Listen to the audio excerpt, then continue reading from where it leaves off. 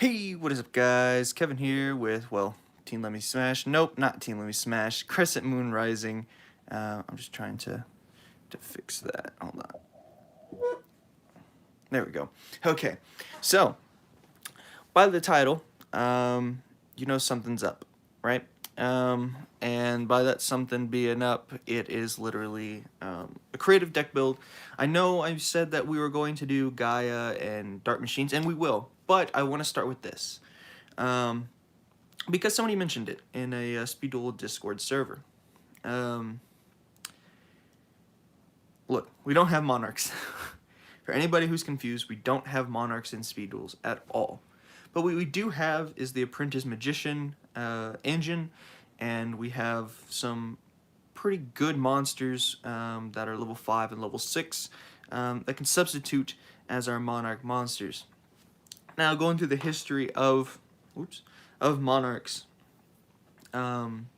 we have an engine, right?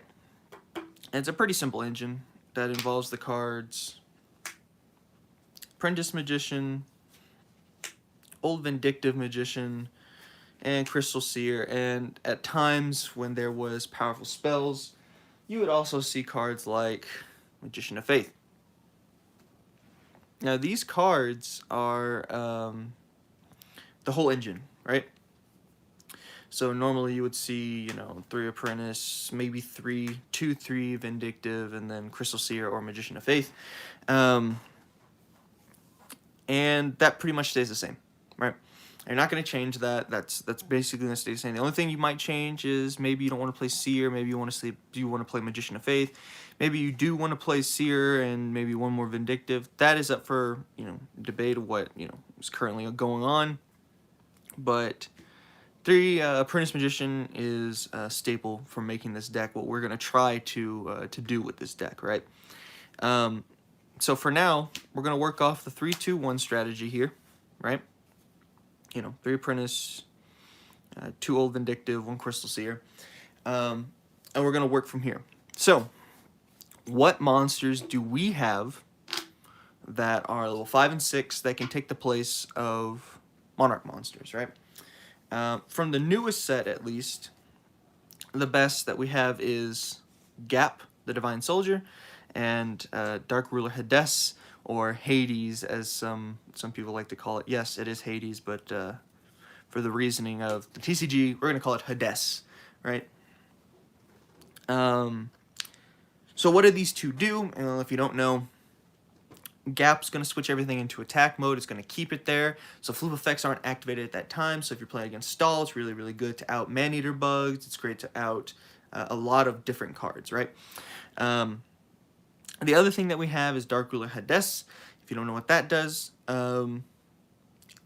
it can't be special summoned from the graveyard, which is alright, I guess. But it negates the effects of monsters destroyed by battle with Fiend-type monsters. You can already see there's a problem here, and the fact that these are all spellcasters. The only 2 Fiends here are these 2.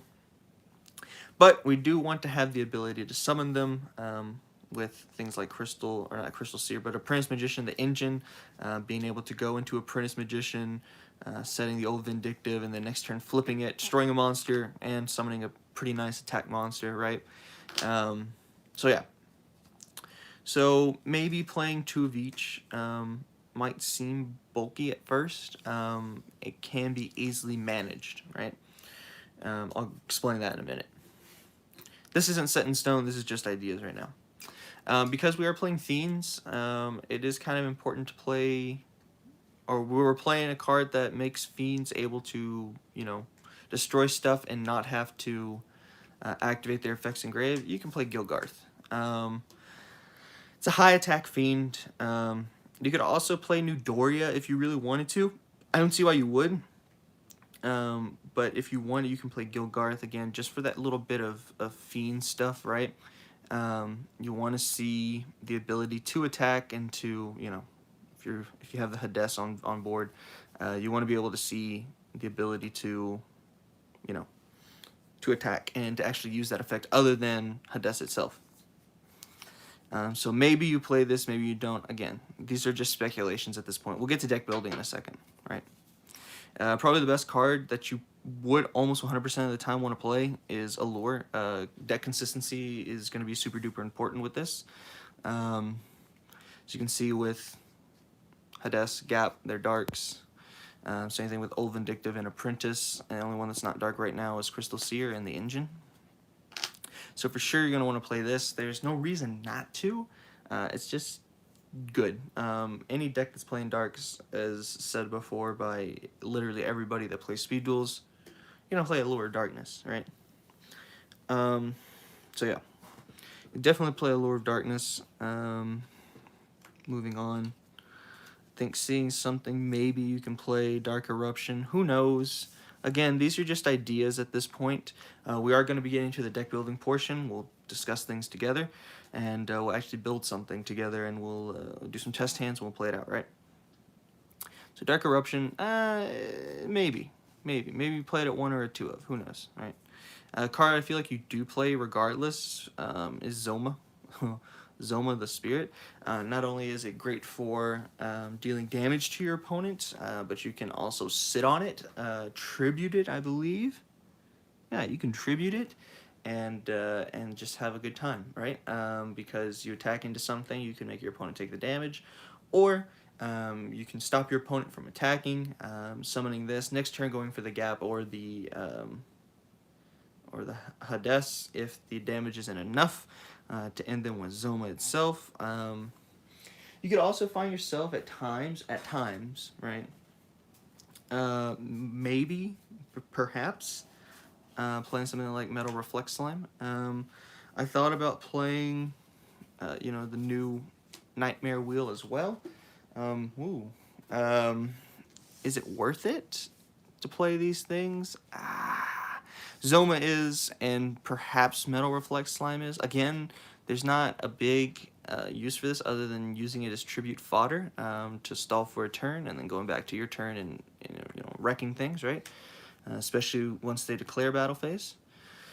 The only problem with this is the fact that back row destruction is going to be something huge this format, so you have to weigh the odds, right?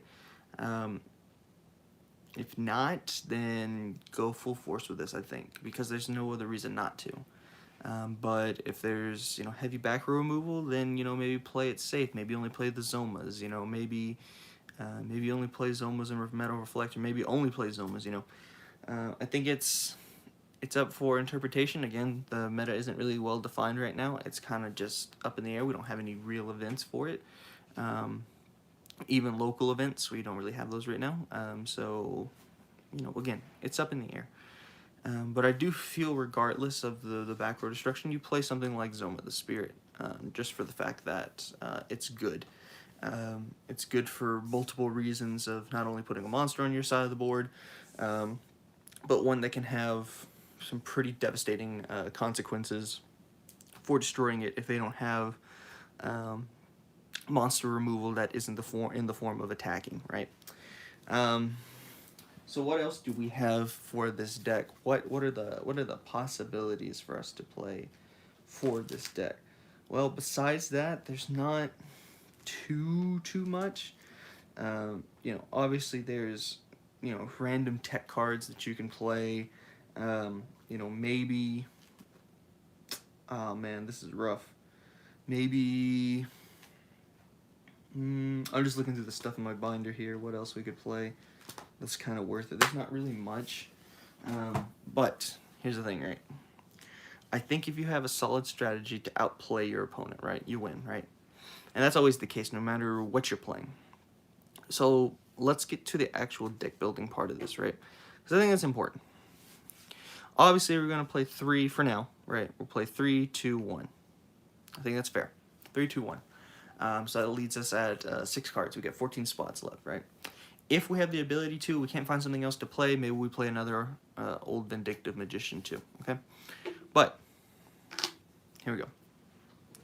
Let's start up. I do think on the big monsters, you'll want to play both of them because they are versatile for what you need to play, right? I think when we move further down the line, when it comes to defining the meta, you obviously change up the ratios, which ones you play, you know, things like that, right? Um, but I think Hades has its own usefulness, and so does Gap, right? One thing you'll notice is that we didn't really talk about a skill yet, and it's because this deck is so open-ended in the way that it runs. There really isn't a specific skill you should or have to use, right? If you really wanted to, you could use Twisted Personality. If you really wanted to, you could use the Monster Reborn or the Change of Heart skill. Again, it's totally up to you. If you're one of the people that think, oh yes, let me use, you know, my engine here, and with Old Vindictive or Crystal Seer even, right, drawing the cards, going Change of Heart, giving your opponent the Crystal Seer, taking their big monster, right, and then tributing it, you know, that's cool too. Almost like a subpar Soul Exchange, right? If we ever get Soul Exchange, his deck becomes fire, or, you know, anything of those particular cards that lets you get rid of your opponent's monster for one of your own that isn't for normal monsters, then, you know, the deck becomes even better. But right now we don't have that either. So in essence, this is a blueprint, right? This is a blueprint for early stages of a deck. For lack of actually having dark monsters for something like Allure, because we do want to play it, I think for now playing 2/2 is fine. Right? Playing 2/2 of this is great. And then I think the same thing can be said for Allure of Darkness. You just want consistency. You don't want to dig through your deck too much, but you do want consistency. So let's go ahead and sleeve these up, and we'll talk more about them in a minute. All right? We'll see where we go from here. Because I think this is the basis of where we need to start when it comes to building this, you know, pseudo Monarch deck. If we ever get Monarchs, obviously these come out for better Monarchs, right? But you know, come on, Matt, give us Caius the Shadow Monarch or something, man. Give us Monarchs. I know they're not monster, not character specific, but that'd be nice, Matt, if you're listening. If anybody ever shows this to him, that'd be great.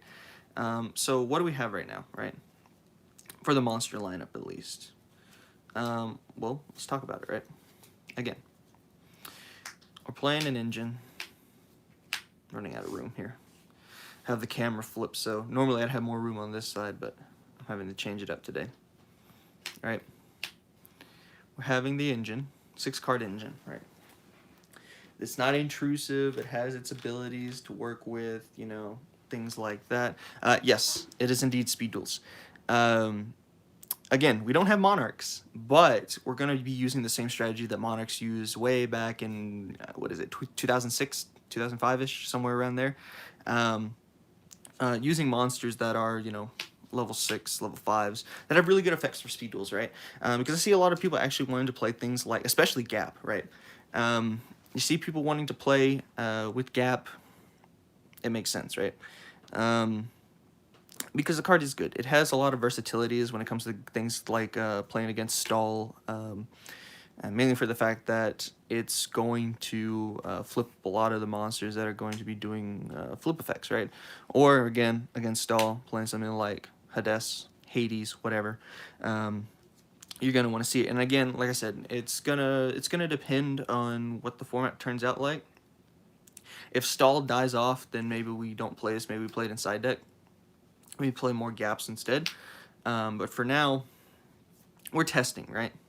So I think, for right now at least, because we need monsters, right? Playing 2/2. That's fine. If it bricks, we change it, right? That's the whole point of this deck building thing. If we see, again, things that change properly, great. Consistency is important, again, for spells. This may go to 3. This may stay at 2. Who knows? We'll see what happens. But I think it's important to see, what we actually end up playing. You know, maybe if, you know, Hades wins out We switch out gaps for like Gilgarths or something like that, just for the fact that they're fiends. They have 1800 attack. We're able to get Hadessa's effect going more often, things like that. When it comes to recycling, obviously you could play what's it called, the Jar of Avarice. The problem is you're going to be waiting to put 5 in grave, and it's a trap card, so it's slow. So maybe playing Dark Eruptions would be a key aspect here. They're all dark except for the Crystal Seer. And I think that is a big thing about playing this, at least in speed duels, is that Dark got a lot, I mean a lot of support in speed duels, right? So, you know, playing to that advantage, maybe we could do something like that. Are dinos any good? That's the last speed duel deck I remember. So I've seen people trying to bring back dinos. They were semi good for a little bit. The vanilla beatdown with the field spell skill, I saw that, and that was pretty good for the time. And then Moth came around and just swept it under the rug. I've seen people trying to bring back dinos. I've seen people trying to do the same thing like this, but with dinos. So, you know, not the fiends, but this as an engine, and then using, you know, the bigger dinos as a with the what is it called? I have it in my binder here. Hold on. Hate this. Where is it? Somewhere in here. The big dinos that they have that are like level 5 and 6. The Jirac Heras, the Jiracs, yeah, and Star Ricos and stuff like that. I've seen people try to play that too. It's interesting for sure to see, you know, if it actually works. Does it work? Again, it's hard to actually tell what works in essence outside of playing like on online simulators and stuff like that. But you know, we don't have a real defined meta right now. It'd be nice if they came back, even if it is in this form, because dinos are fun. People like playing dinos. It doesn't matter, you know, what format it is. People enjoy dinos, and people really love the typing for dinos and stuff like that. So yeah, I haven't heard anything from it. I have seen some people trying to build it. So if anything comes up, you can be sure that I'll post it in the community tab. Or in the Discord for our channel and the Speed Duels tab. But yeah. Back to this though. It's again, it's the same condition, right? It's hard to tell what's going to be, you know, good. Again, that's the reason we're playing 2 and 2 of this for right now. You know, maybe one becomes better than the other depending on the meta and stuff like that, and I'll continue saying that throughout this stream. And again, this is just the blueprint, right? So here's the thing. Maybe you play Dark Eruption.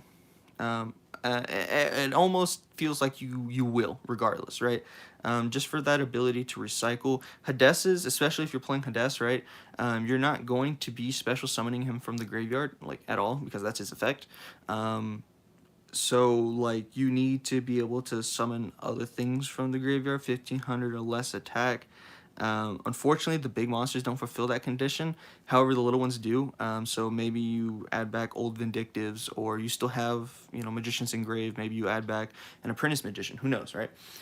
So this is still on the table. It's not highly likely, or as likely as Allure, because Allure just nets you cards easily, right?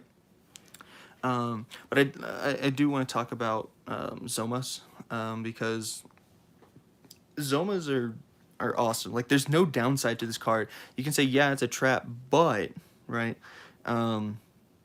if it does hit field before your opponent destroys it, which more often than not it will, even though we do have a huge backward destruction format, regardless, it always gets bigger each time we get a new set, this is good, right? And this is good for the fact that it's tribute fodder, first off, too, but also its effect is amazing. It's been amazing since day one, since we got it, and the fact that it was even released to us in Speed Duels is pretty crazy. Really, really good. You can make the same, maybe, hello, man. You can make the same argument for Metal Reflex Line if you really wanted to. I don't see it personally, but if you really need those tribute fodder monsters, then yeah, go for it, right? But I do feel Zoma's played in this deck, right? There's no reason really to not play it. It's kind of a really good card, right? And I know that sounds like bad reasoning. It's a really good card, you know, but it is. There's no other way to explain it other than the fact that, you know, if you really want to break it down, um, cons, right? The cons of it. It's a trap. Boo-hoo, right? We see traps being activated all the time and stuff like that. Well, yes, almost. Like I said, it's going to be dependent on what becomes more important in the format. Is it going to be destroying things and not giving them their effects, or is it going to be making sure that flip effect monsters stay in check, or face down stay in check, or defense stays in check, and you can go total ham on them, right? So you'll be able to switch them out. Maybe play it, don't play it. Again, if Hades becomes better, you take out gaps, put in Gilgarths. If gaps become better, you know, maybe you take out a Hades, play another Garth, and then take out the other Hades for something else, maybe another Zoma or whatever, you know, you never know. The other thing is the fact that we're playing the Apprentice Magician engine, mainly for the fact of summoning these, gaining card advantage with Old Vindictive and Crystal Seer, also playing Allure of Darkness for the fact that everything's dark except Crystal Seer. Zoma the Spirit, this is a recap of what I've already said. Zoma the Spirit for more tribute fodder and to actually be doing damage to your opponent and punishing them for summoning something really big. Really good. From there, though, this is where it becomes debatable, right? I think for a blueprint, these things stay, right? So how many cards is this, right? And what do we have to work with in the long run? So we're looking at 3, 4, 5, 6, 7, 8, 9, 10, 11, 12, 13, 14. So we're looking at about 14 right now, right? Just from the blueprint itself. Again, not finalized blueprint. So we have, what, 6 spots left, right? 1, 2, 3, 4, 5, 6, 7, 8, 9, 4, yeah, 6 spots left. What do you do with those 6 spots? And this, again, is this deck is super dependent on what the meta is, right? Because this almost is an anti-meta deck in the sense, from the fact that, you know, there's certain effects that you're going to be wanting to get off, right? What do you play? Well, I think for now, one of the biggest things, right, is obviously going to be protecting your monsters for tribute fodder and having monsters for tribute fodder, right? So let's look at having the actual monsters, not only for tribute fodder, but for actually attacking, right? These aren't doing anything except tribute foddering and netting you field advantage, right? Field and hand advantage. So we're not going to count these in that sense. We do have the ability to attack and the actual tribute monsters, but we don't really have tribute fodder, again, other than if you're really desperate, Zomas, right? So first problem is you're going to need more monsters, right? Like actually summonable and attacking monsters. And I keep bringing it up, and the best one, in my opinion, right, is Gilgarth, mainly for the fact that it's a dark monster. 1800 attack. Yes, vanilla, cool, doesn't matter. Vanillas are really good in speed duels regardless. And that's just the truth.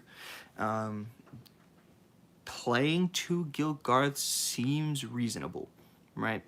If you really want to and you're worried about clogginess and, you know, stuff like that, I mean, I wouldn't really worry about it because of the fact that you have allures, right? Maybe you play another allure just for that, you know, added gusto or just having the ability to fix your hand up. But I think Gilgarths are played regardless. There's just really not a reason to play him. Again, dark, he's a fiend, works with Hades, 1800 beat stick, just overall really good. If you wanted to, right, where is it? I'm looking around my room for it right now. It's in yellow sleeves. Oh, there it is. Hold on. If you really wanted to, and I can understand why, right, just for the fact that he has more attack, I don't understand why you would. I don't believe it's a dark anyways, but I've heard some people actually talk about this. Yeah, it's a light monster, but I've heard people talk about it, right? It doesn't make any sense, but because it is a normal summonable 1900 attack point monster, I've heard some people talk about actually playing Charging Gaia. I disagree with this for the fact that it's not a fiend, it's not a dark, you won't be gaining any real advantage off of this. Yeah, it's 1900 attack, but is it really worth it? No, not really. We'll move on to this deck in a minute, but, you know. It's not good. All right, there's no reason to play it. Like I said, not my idea. Someone else's idea to actually play that. Really interesting idea, but again, there's too many cons to the versus the pros to actually want to play it, right? But yeah, Gilgarth for sure. Someone told me Blade Knight, again, that's a light monster. It's a warrior too. It faces the same problems as the Charging Gaia, and you're not really going to have, you know, a lack of cards in your hand to actually get that attack boost either. So that's out of the picture as well. So I think the best monster in this situation, for at least this deck, right, is Gilgarth, right? How many do you play? 2 seems reasonable, mainly for the fact that these are your main beaters, and this is kind of worthless without these. So what do you play, right? One of the biggest things that's going around right now, obviously, you know, because there is a lack of actual defining of the meta, right? Gap is right? Because there's no real way to test him. Yes, Gap is great against decks that are going to be playing Windstorm and that are going to be playing Kunai, right? So, you know, he's good for that reasoning. Same thing with Hades, right? And he's good for the reasoning of against stall decks, you know, what are you supposed to do against it? The other great thing about playing Gilgarth, regardless of which one stays in the deck, in meta defining, is the fact that this is going to use Fiends on field, Garth, and then for Gap, Garth in hand for, you know, attack game, right?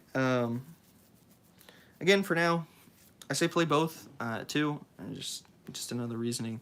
And I think for Gilgarth, at least for right now, regardless, you're gonna play him. Such a great card. Probably one of the better vanillas in the game right now. But yeah. So I think you play this, right? I think you play 2, 2, 2. And then you change it when everything changes, when everything gets defined. So, we've added 2 spots. We have 4 spots left for the deck. The problem is we don't have any real, how do you say, defenses against anything, right? Other than Apprentice being able to, you know, destroy things, or summon Old Vindictive to destroy things. It's a good barrier, but how fast is this duel going to end, you know? The other question that comes up a lot is, what do you do against stall burn, or just burn decks in general, right? They're playing Nightmare Wheels, they're playing, you know, other cards. I think the last thing you really need to actually play in the deck, oops, shit,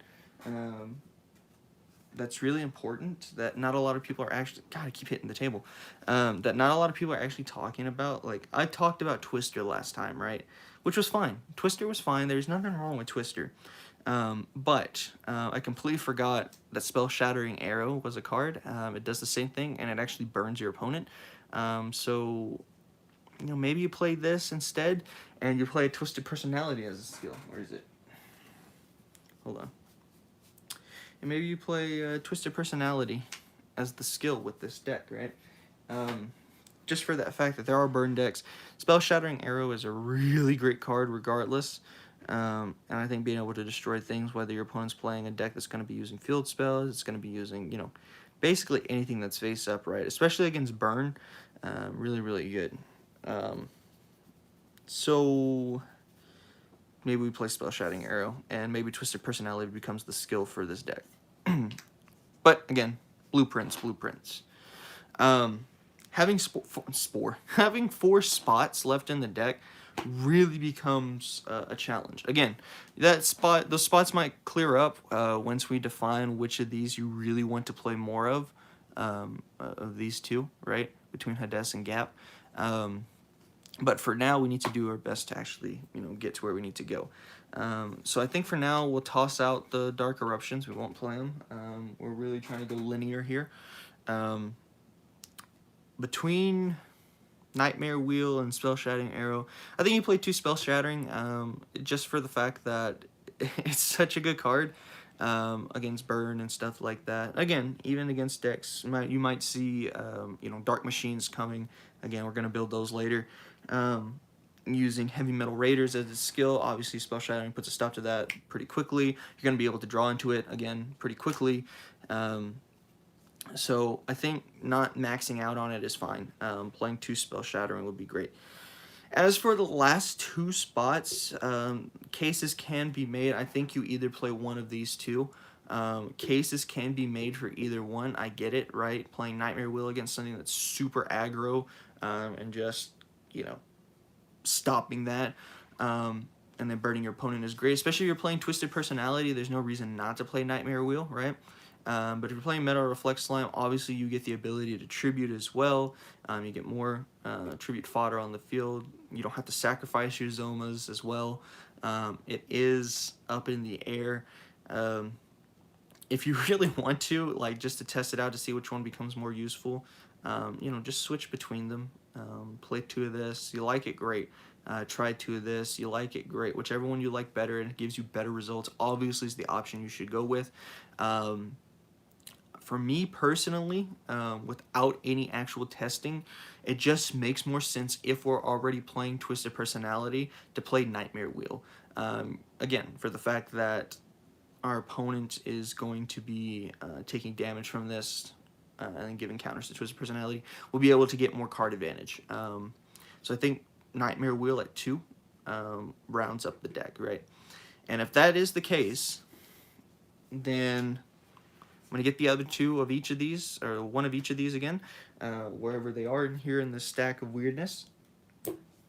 And we're going to do some test hands. Again, test hands. We need to make sure the deck runs, if it can. And I'm sure it can, obviously, right? And again, with this, you're going to want it to be a going first deck. I truly believe that. So we'll see where it goes. Here's the other Nightmare Wheel. It's in the Gaia deck. Great. I guess we'll have to put that back in the Gaia deck whenever we build it. And the other card, Nightmare Wheel. You already take it out of this one. We sure did. Or not Nightmare Wheel, Spell Shattering Arrow. I'm a dumb. Let's see here. I have to find it, actually.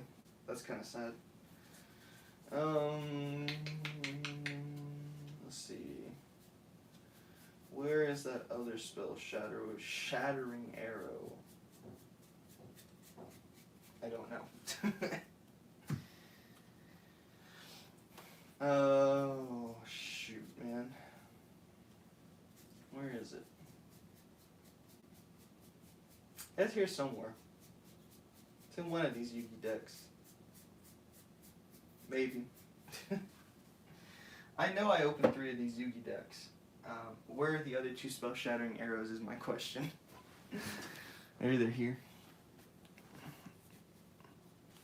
But yeah, it's a definitely an interesting idea for a build.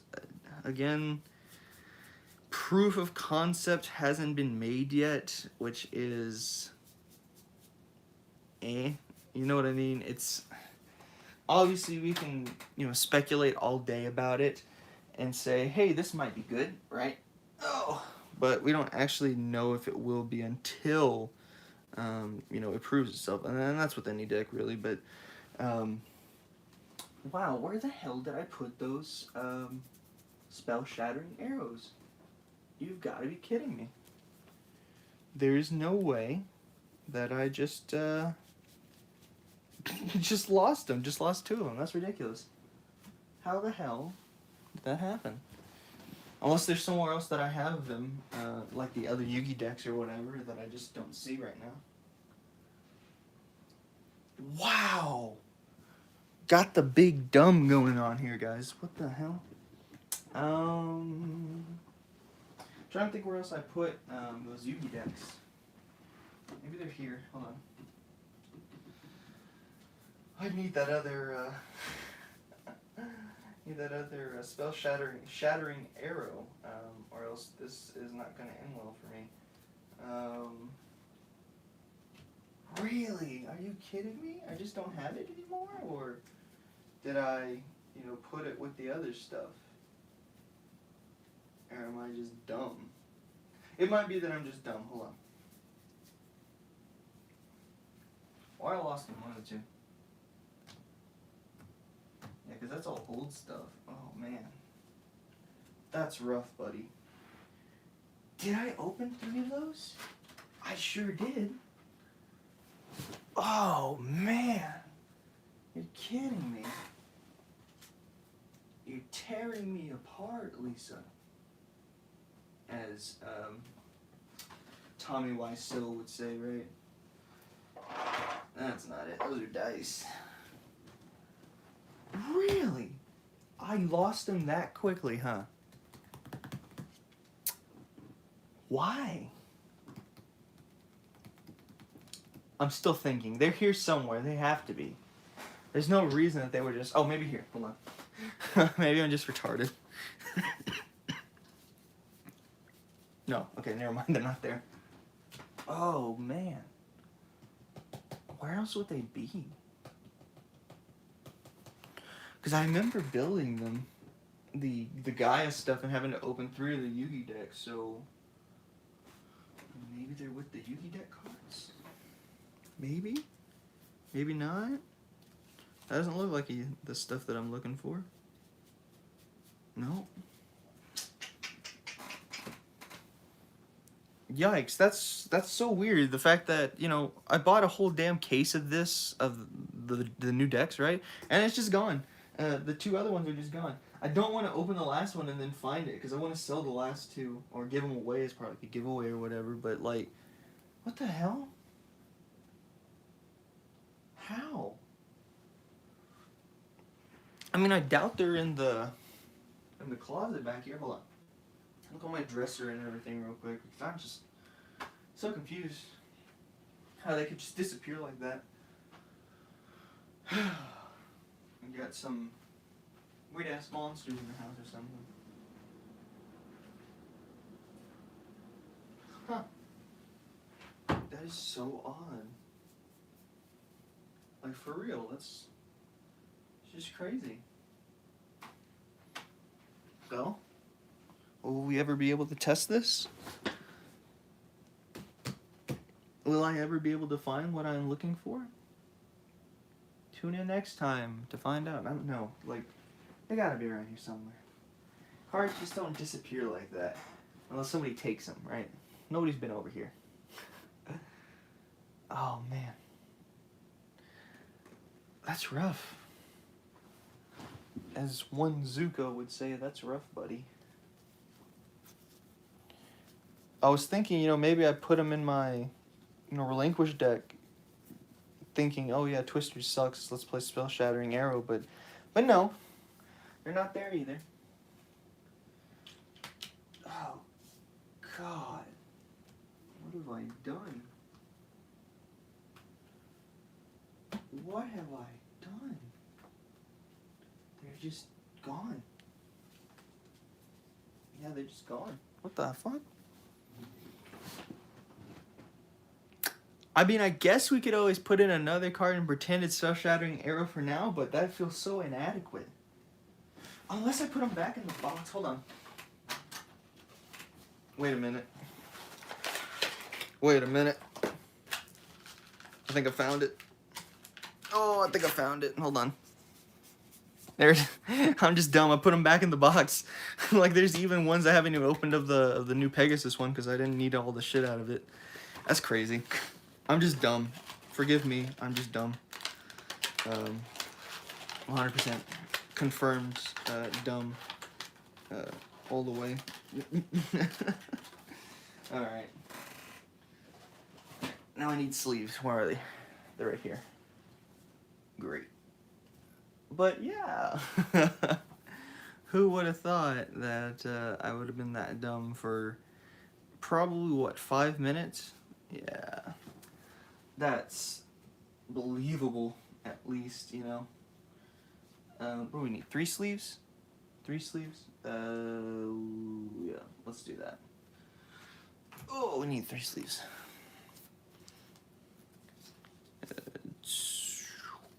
2, 3. Okay. Finally. 4. We needed 4. Why didn't you tell me we needed 4? They lied to me. We needed 4, not 3. I have to go back and grab the sleeves again. First world problem stuff, you know. Oh man. Yep. Let me unsleeve that too, I guess. There we go. Oh yeah. Almost done. Okay. So this is a recap, right? This is what we got. This is what we're working with, right? We're working with a pseudo Wudo. No, we're working with a pseudo variant of Apprentice Monarchs, right? So let's go over what the blueprint, again, the very rough blueprint says, right? The rough blueprint,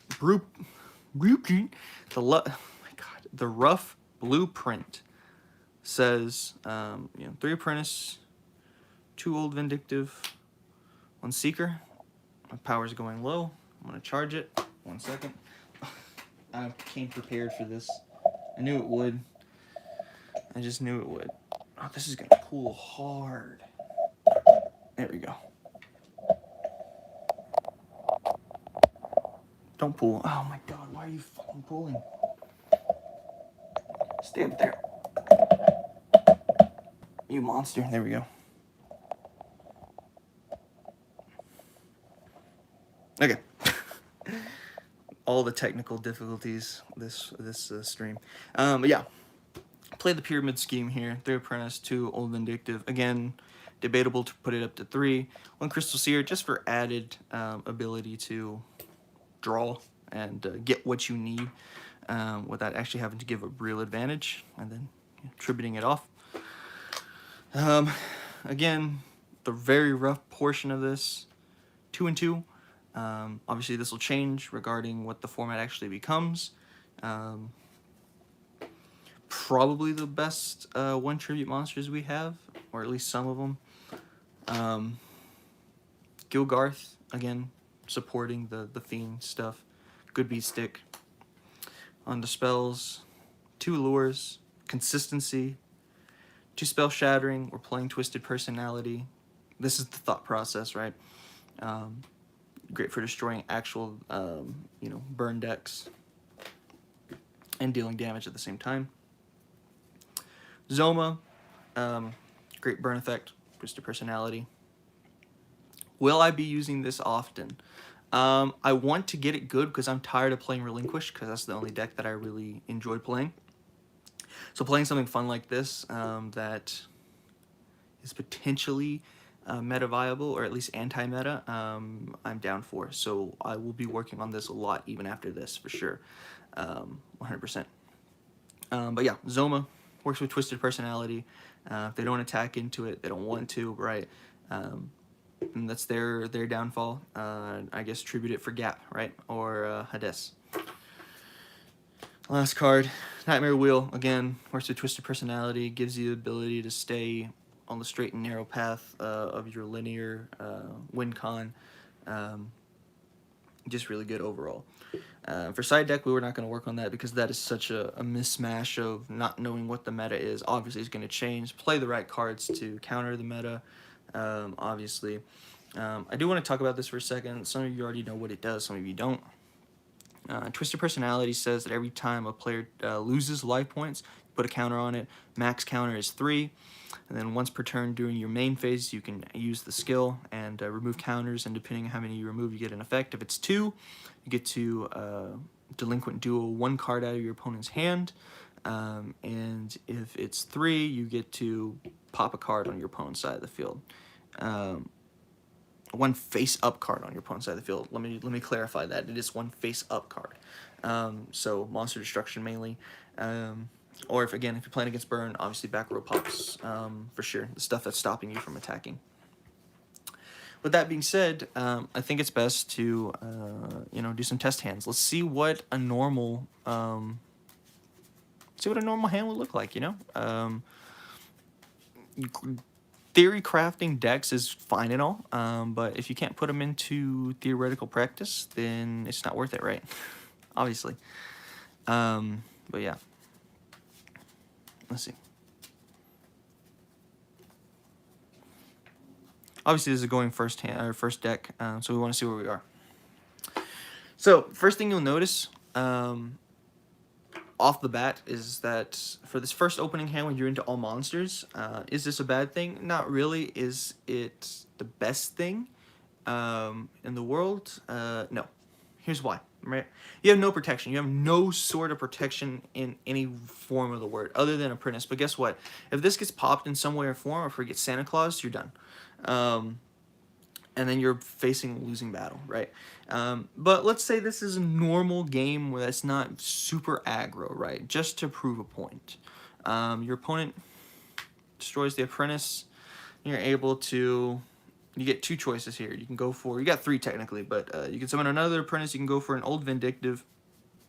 Or if you really wanted to, you could go for the Crystal Seer. Now in this case, mainly for the fact that our hand is doo-doo, I'd say you go for the Crystal Seer, right?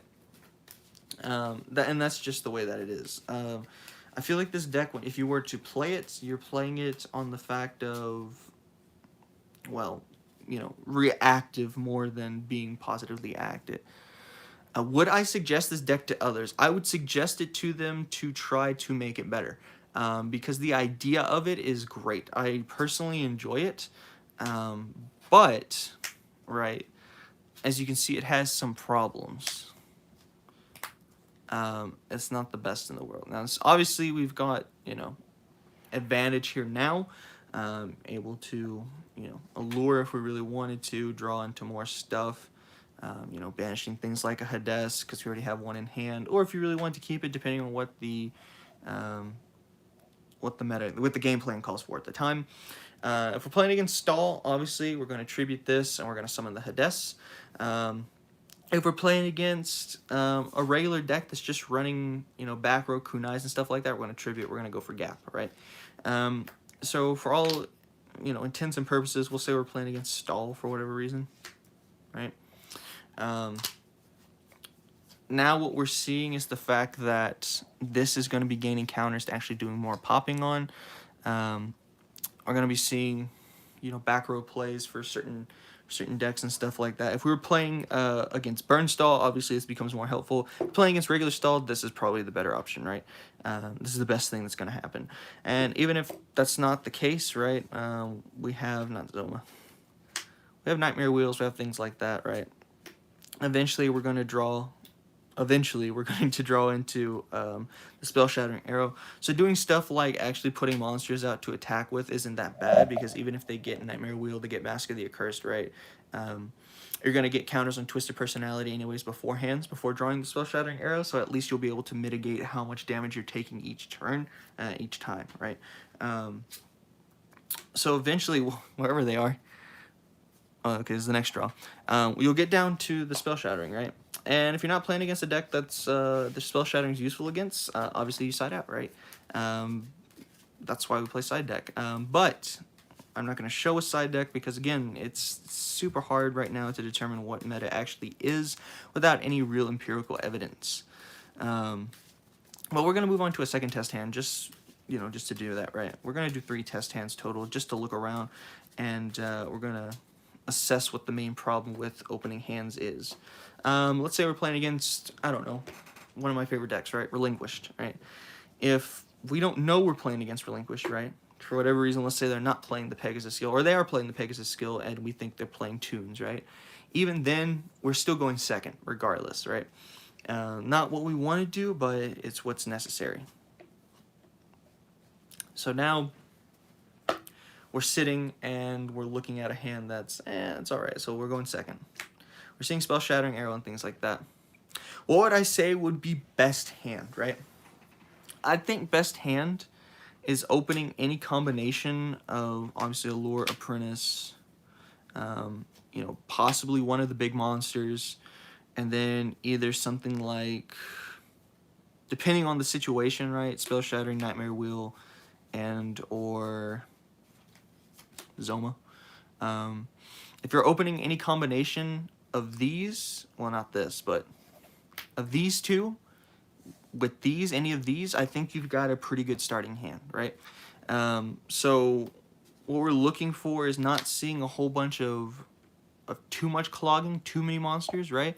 But at the same time, we really don't care too much. We're seeing a lure anyways that we can pitch off the clogged monsters anyways. Again, all dealing with consistency. That's what I feel the best hand is, at least for the blueprint build that we have right here. Because the quicker that you can get counters onto the skill card, the quicker you're going to get into the lead with card advantage, right? So let's see what the next hand is, regardless. All right, so we saw it, right?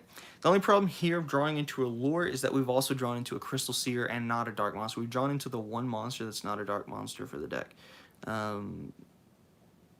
It's iffy, right? Do you play it? Do you not play it? What do you do here, right? And the problem with saying, oh, well, you set the Crystal Seer and then you set everything else and then you play a lure. But does that net you protection? With Nightmare Wheel, we can say yes, but otherwise we would say no. But let's play it out that way, and let's see where we end up, right? Mitigating our losses. Now, obviously, we can mitigate our losses here. Hold on to the Apprentice for next turn if we really wanted to. What are the big and small downfalls? Big downfalls of the deck is having playing against a really aggressive deck that isn't able and not drawing into the correct cards, right? Not drawing into cards that are protection. That's probably the biggest downfall of the deck, right? The smaller downfalls of the deck is just drawing ability and losing card advantage. The biggest point of losing card advantage that you can make, right, is possibly going through your engine and not seeing your big monsters for whatever reason, whether they be, Hades or whatever, and not seeing those cards or seeing other cards that aren't useful at the moment. And again, I think that's a side deck thing, but at the same time, you, again, want to mitigate your losses in game one, right? You want to be able to actually play and have, at least equal card advantage, right? At least have the field be neutral, your hand size be neutral to your opponents. That's worst case scenario, right? That's what you want to happen. But what's mostly going to happen, and that's the scariest thing about this deck, is seeing, yourself losing card advantage, right? So like here, this is an okay hand for the sense that you're set up for next turn with the Hades, right? You've got your main focus play here, and you've got some form protection. So you've got the T play, the T set play, right? Obviously, if your opponent, spams stuff, you can hit with the Apprentice, using the Apprentice. And again, on this portion, you want to get this out of the deck as quickly as possible for a lure, right? And setting that. So next turn, you're actually set up. So even if your opponent has another monster to attack with, right, you have something like Nightmare Wheel to protect you, even if they're going aggro, right? So even then, you're starting to put counters on this quicker. You're drawing for your turns. You're, using your card effects, looking at the top two, deciding which ones you want. Do you want to be able to set up another play? Do you want to have Gap instead versus Hades? I think this deck focuses around decision making in the moment. And not going just for... Obviously, there isn't a linear play of getting your big monsters out, but I do think it depends. It's a deck that depends on the situation, right? It's make it in the moment. It's almost... I wouldn't call it toolbox, but I would call it, I guess, decision of the moment, I guess. I don't. You could call it toolbox if you wanted to, for the sense that it has the ability to do different plays regarding, whatever's going on. But just split decision making. So maybe Hades is the better situation here. So putting Gap at the bottom. And then obviously summoning the Hades. If you really wanted to and you wanted to hold off just a little bit longer to gain more resources, you could set another Apprentice, but the problem is that you've left a Crystal Seer kind of just there. You can set the Old Vindictive if you really wanted to as well. Or if you're just going for that linear equation of just the Hades. It really doesn't matter, again, in the sense of test hand playing, because there's no real situation going on. Which is unfortunate. It really is, because at least with when we have meta defined formats for speed duels, right, we can determine what's good, what's not good. Yeah, I personally prefer speed duels for the fact that it does make you think about the game just a little bit differently and a little bit more in depth, because of the turnaround cards that we do have. Obviously, we have turnaround cards in Master Rule or regular Yu-Gi-Oh! As well, but they're relegated to a 40 card deck, whereas Speed Duels is relegated to a 20 to 30 card deck. So you see a lot more turnaround cards, so you do have to manage your resources a little bit better.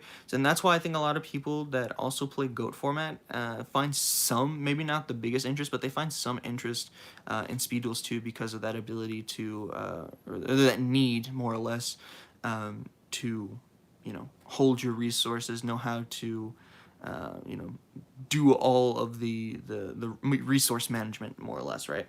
I think that's really important. I get it why some people don't like speed duels, because of the fact that people say, oh, well, I have to own doubles of the cards that I already own, which is fine. I understand that. But they're so cheap. There's not a reason to be like paying 5 cents a card and then being like, yeah, I build a deck and it's really good and I can go and play competitive speed duels with it, right? I can go to a YCS side event and play competitive speed duels for, maybe not that much. Recently we had, obviously the Moth decks and the actual Parasite Paranoids were they were $20 a piece. Yeah, you can make a, excuse for that, but at least at that point, that's a rarity upgrade for a card anyway, so, it's up in the air, right? I can see why people don't like speed duels for those facts, but other than that, like, I'll never understand why people say speed duel sucks, but they are like super interested in rush duels. I mean, I get it, rules are different and stuff like that, but at the same time, it's ridiculous. But personally, again, speed duel guy myself. I play Master Rule. I enjoy Master Rule. But every once in a while, you need to chill out and play something that reminds you of the old stuff. I wouldn't say it's more intense. I would say that it's more strategy based. Like, I get it. You can say, oh, well, Master Rule Yu-Gi-Oh's strategy based, super heavily strategy based, but is it really? Because it's really linear. It's build big boards, make sure your opponent can't play, and then when your opponent goes, it's break big board, make sure I can play to set up a board that maybe my opponent can't get over. Speed Duels isn't really like that. It's more of, the way that it used to be, in the sense that you're deciding on a style of playing. You're deciding, am I going to play an aggro deck? Am I playing, a deck that's control based? Is it, burn based? It's like really old school style stuff, and a lot of stuff has the ability to shine, whereas now, it's build big board, make negations, things like that. We really don't have that outside of like Champions Vigilance and Speed Duels. We'd have interruptions and stuff like that too. So again, there's cards that that make you actually think, do I want to play this? Do I want to go full force on things? Yeah. It's and that's what I really like. And obviously growing up with that's something that I really enjoy. Again, I still enjoy Master Rule and it's fun and I'm competitive with it. But again, every once in a while you need a break for some nostalgia and for some actual good games. And the fact that Speed Duels also makes certain cards that were unplayable, like Serpent Knight Dragon, actually be good in the meta for a little bit before they release new stuff. with the power creep. It's amazing. So that's another thing. You know, if there's certain cards in speed duels or certain cards in general that, you know, people just couldn't play in Master Rule throughout the years because the cards sucked, Speed Duels gives them that ability to actually be good, and you have the ability to play some of your favorite cards. Also, we're getting OCG imports that that the world hasn't gotten since the beginning of the game finally through Speed Duels, so I think that's really cool as well. Back to the deck though, you know, this hand, you know, is a set Crystal Seer, a set Zoma, and I can see this deck being a T-set pass type of deck for the most part, especially going first. You know, obviously them hitting Crystal Seer, looking at the top two, deciding what you want. Maybe you want an Old Vindictive, maybe you want a Herdest, maybe you'll draw into a lure, you never know, right? And then in turn, summoning a Zoma or whatever, drawing for your turn. And now you have options to actually play. Do you need to summon the big monsters? Can you just summon a Gilgarth? You know, things like that. So, truly interesting. I think this deck has a lot of potential, just like Danique's deck did when he was building the handless or the hand destruction deck, so I guess is what he calls it, right? Maybe there isn't the full possibility right now. Maybe we need something like Soul Exchange would be really nice, just having that ability. I get why we can't have something like Soul Exchange, because we already have like Kaijus and stuff like that. I get it.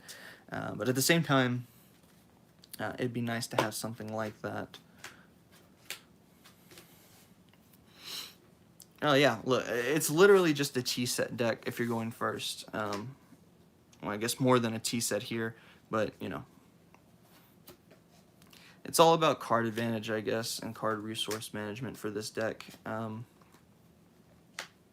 You know, seeing Gilgarth and stuff like that, and having the ability to gain, again, card advantage with something like Twisted Personality, really, really nice, whether it be, you know, ripping cards out of your opponent's hand or popping face-up cards on your opponent's side of the field, regardless of what deck they're playing, that's really, really good. And with stuff like Nightmare Wheel, Zoma, you know, Spell Shattering Arrow, you're going to be putting counters on this, as well as losing in life points from both sides of the field. Obviously, this needs optimization regarding what's being played in the format, and I think that'll come with time. But I think giving this blueprint and leaving it out for people to mess around with, I think is super duper important for, you know, the health and duration of this game. Because if everybody just quits and just, you know, decides to play whatever, you know, Ryan Atlas Jacobs or Mike Steinman or, you know, what's his name, Marco plays, you know, everybody, that's the way the format's been. It's been everybody's copying the same 3 or 4 guys, and then, you know, they go to a YCS, and those same 3 or 4 guys that made the decks that everyone else is playing, they have the ability to beat those decks because they actually are doing research into the game and doing actual testing into the game, right? You do have a lot of great people that are still doing testing themselves, like Rook's Table. Really great channel. If you haven't seen Rook's Table and you're interested in speed duels, go check them out. They're really cool. He's really, really good, you know, theory crafter for deck building. There are some others that do speed duel stuff as well. Would I recommend them? Not really. To each their own, I guess. You know, if you enjoy it, you enjoy it. Some of the other ones that do speed duel stuff that I wouldn't recommend, but it's still going to put out there anyways. Avault, Yugi Bros, who's that other one? I don't even know if he still does it. It was like Speed Duel League or Network or whatever it was. But there are some that really, really do it. Curse of Yu-Gi-Oh! I know he's doing Speed Duel stuff. He's doing some really interesting stuff. Is it the best in the world? I'm not sure. But it truly is interesting. Why is this camera not straight now all of a sudden? But yeah, there's other, you know, Speed Duel tubers who actually do this. That's their main thing, is speed duels. So 100% you should check them out. Some people do better content than others, but that's to be expected with any type of content, excuse me. But yeah, I do think that this deck will be truly interesting to actually play around with. Is everything just upside down? Am I just retarded? Oh yeah, certain cards are upside down. That's funny. But yeah, that's rough. Right. It's just a blueprint. And that's what I'm here for. I'm here to provide blueprints for people that, you know, is a starting point. And if you take it and run with it in any direction that you want and you make it great, congrats, kudos, right? That's the point. That's what I want. I want innovation for the format and stuff like that. I think it's really important. So yeah, I did say we would be building other decks. However, I don't know which one to go for next because they're both, one's pretty divisive on how you play it. The other one is out in the middle of nowhere and nobody believes in it. So I'm gonna take a moment to actually think about which one I actually want to do. You know. But yeah. But if I was being honest, right, for this deck, right, I'm not seeing a lot of Allure of Darkness, and I think that's something you want to see in your opening hand a lot. Just for the ability to fix your hand, because we've already seen that's a big problem, is not being able to fix your hand and having a shitty hand. You obviously want to fix that, right? Like, how many times, okay, there you go, we finally saw it. Well, we saw it with the Apprentice, so it doesn't really matter. We pick up good cards, that's fine. You know, but we want to see this more often, because if we were just stuck with the hand that we have, right, or if we had like the Zoma and then, you know, monsters, we're still in the T-set, but we didn't have our big monsters to go with our linear equation, or linear strategy, not equation, and it's just not good. So maybe that's the first step, is bumping up Allure from, you know, 2 to 3. I wouldn't be against it. I think it'd be a really interesting strategy. Another strategy, though, that people really aren't talking about, and I get why it sucks, is Dark Lucius. When Dark Lucius was announced, the level monsters, when they were announced, we thought, oh, hey, cool, we might get, you know, a skill for it. Because, again, that's the thing about speed duels, is we get skills for certain monsters and archetypes that, you know, maybe they weren't good at one point, but it allows them the ability to be good. So it's unfortunate that they didn't get you know, a skill for Dark Lucius, and, you know, the cards still suck. We got things like level up and everything like that, but with the card text for Dark Lucius, if you level up, they don't gain their abilities for the bigger ones, level 6 and 8. So it's unfortunate. Good hand, good opening hand. If we were going second, we were forced to go second. Still good hand. It's not really anything bad about this. You still have the ability to go into 2 more, and having Zoma as tribute fodder if you really wanted, or just setting up Gilgarths. Again, deck's versatile. Can be better. I think I'm going to take a break. Like, the stream's still going to be going on. I'm going to take a break. Probably like 2 minutes to get something to drink or whatever. And while I'm doing that, I'll think about the next one we'll do, because we're not doing all 3. We'll just do 2 of them. I guess while I'm doing that, just leave a comment, I guess, whichever one you want more. You know, whether it be Dark Machines or Guy of the Fierce Knight. I think either or. Oh, look, now we're seeing Allures. Oh, God, that sucks. So we're going second. That's better. But yeah, just leave a comment which one you want more, and we'll work on that one, or that you think sounds interesting, even if you don't play speed duels, right? Whatever sounds more interesting to you, whether it be Dark Machines or Guy of the Fierce Knight, both have potential as well, and we'll be doing the same thing, setting up a blueprint. Just as reference, though, Guy is probably the more divisive deck between what's played in it, and Dark Machines nobody believes in, like, at all. Like the fact when people saw Drillago, and they saw about Boganian and they thought, oh, this is cool, but they saw Drillago and they were like, ah, yeah, whatever. So that's kind of hurtful. But yeah, just leave a comment which one you would rather see. The Dark Machine stall. I think, yeah, I think that one's probably going to be the more easier one to do, for sure.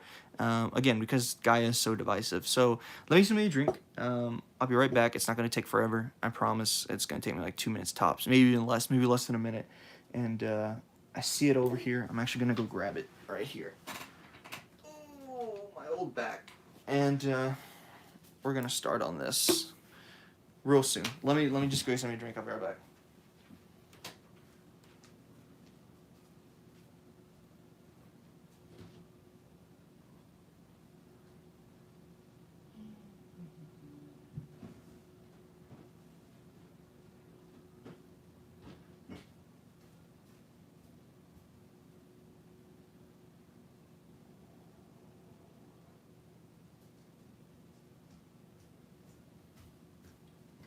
Alright, let's get to it.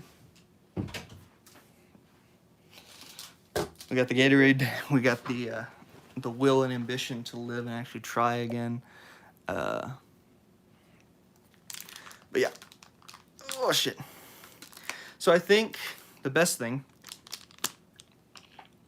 to start with is the skill, which I have somewhere. It's another one of those situations, right? But I'm just going to tell you what it does now and why people hate this deck so much, right? So the reason people have no faith in Dark Machines, especially under the sense of Heavy Metal Raiders, right? The skill card. It's the exact same thing as the field spell, where at the start of the duel, at least for the skill card, you flip it over, put it in the field spell zone, and that's already a big problem because skills that are in the field spell zone or in the spell and trap zone can be destroyed by card effects, like spell trap destruction card effects, right? Which sucks. What makes the deck even worse, or the skill even worse, is the fact that when you use that skill, you don't start off with the 4 cards in your hand that you normally would. You start off with 3. Even worse, right? And especially in a deck or in a format that has super duper heavy back row destruction, right? It sucks. So we're gonna have to be able to protect it, and we're gonna have to be able to do some interesting plays with the Dark Machines that we do play. The other problem why people didn't play it before is, besides those 2 main reasons, is that we didn't have a good amount of nice looking dark monsters, right? We didn't have good dark monsters. Now, Dark Machine monsters. Now with the Merrick structure deck, we gain 2 more. And with the Pegasus one, we gained another in the form of Toon Barrel Dragon, which is, in my opinion, a lot better because of its effects is boosted versus the original Barrel Dragon. So, what does the Heavy Metal Raiders skill do once it's on the field? Well, each time that a Dark Machine monster would be destroyed by battle, and you would take damage from it, you take the damage, it's not destroyed, and then that monster, that Dark Machine monster that was involved in that battle, gains attack from the damage that you took. It's going to make your monsters beefy and big as hell, continuously. And with something like Balganian and Drolago, which was introduced, you're going to be doing burn damage, and you're going to be attacking directly if your opponent is cocky enough to send out big monsters, which they're eventually going to have to do since yours are getting so big, unless they're able to destroy your field spell. Right? Obviously, game 2, that's going to be a bigger thing.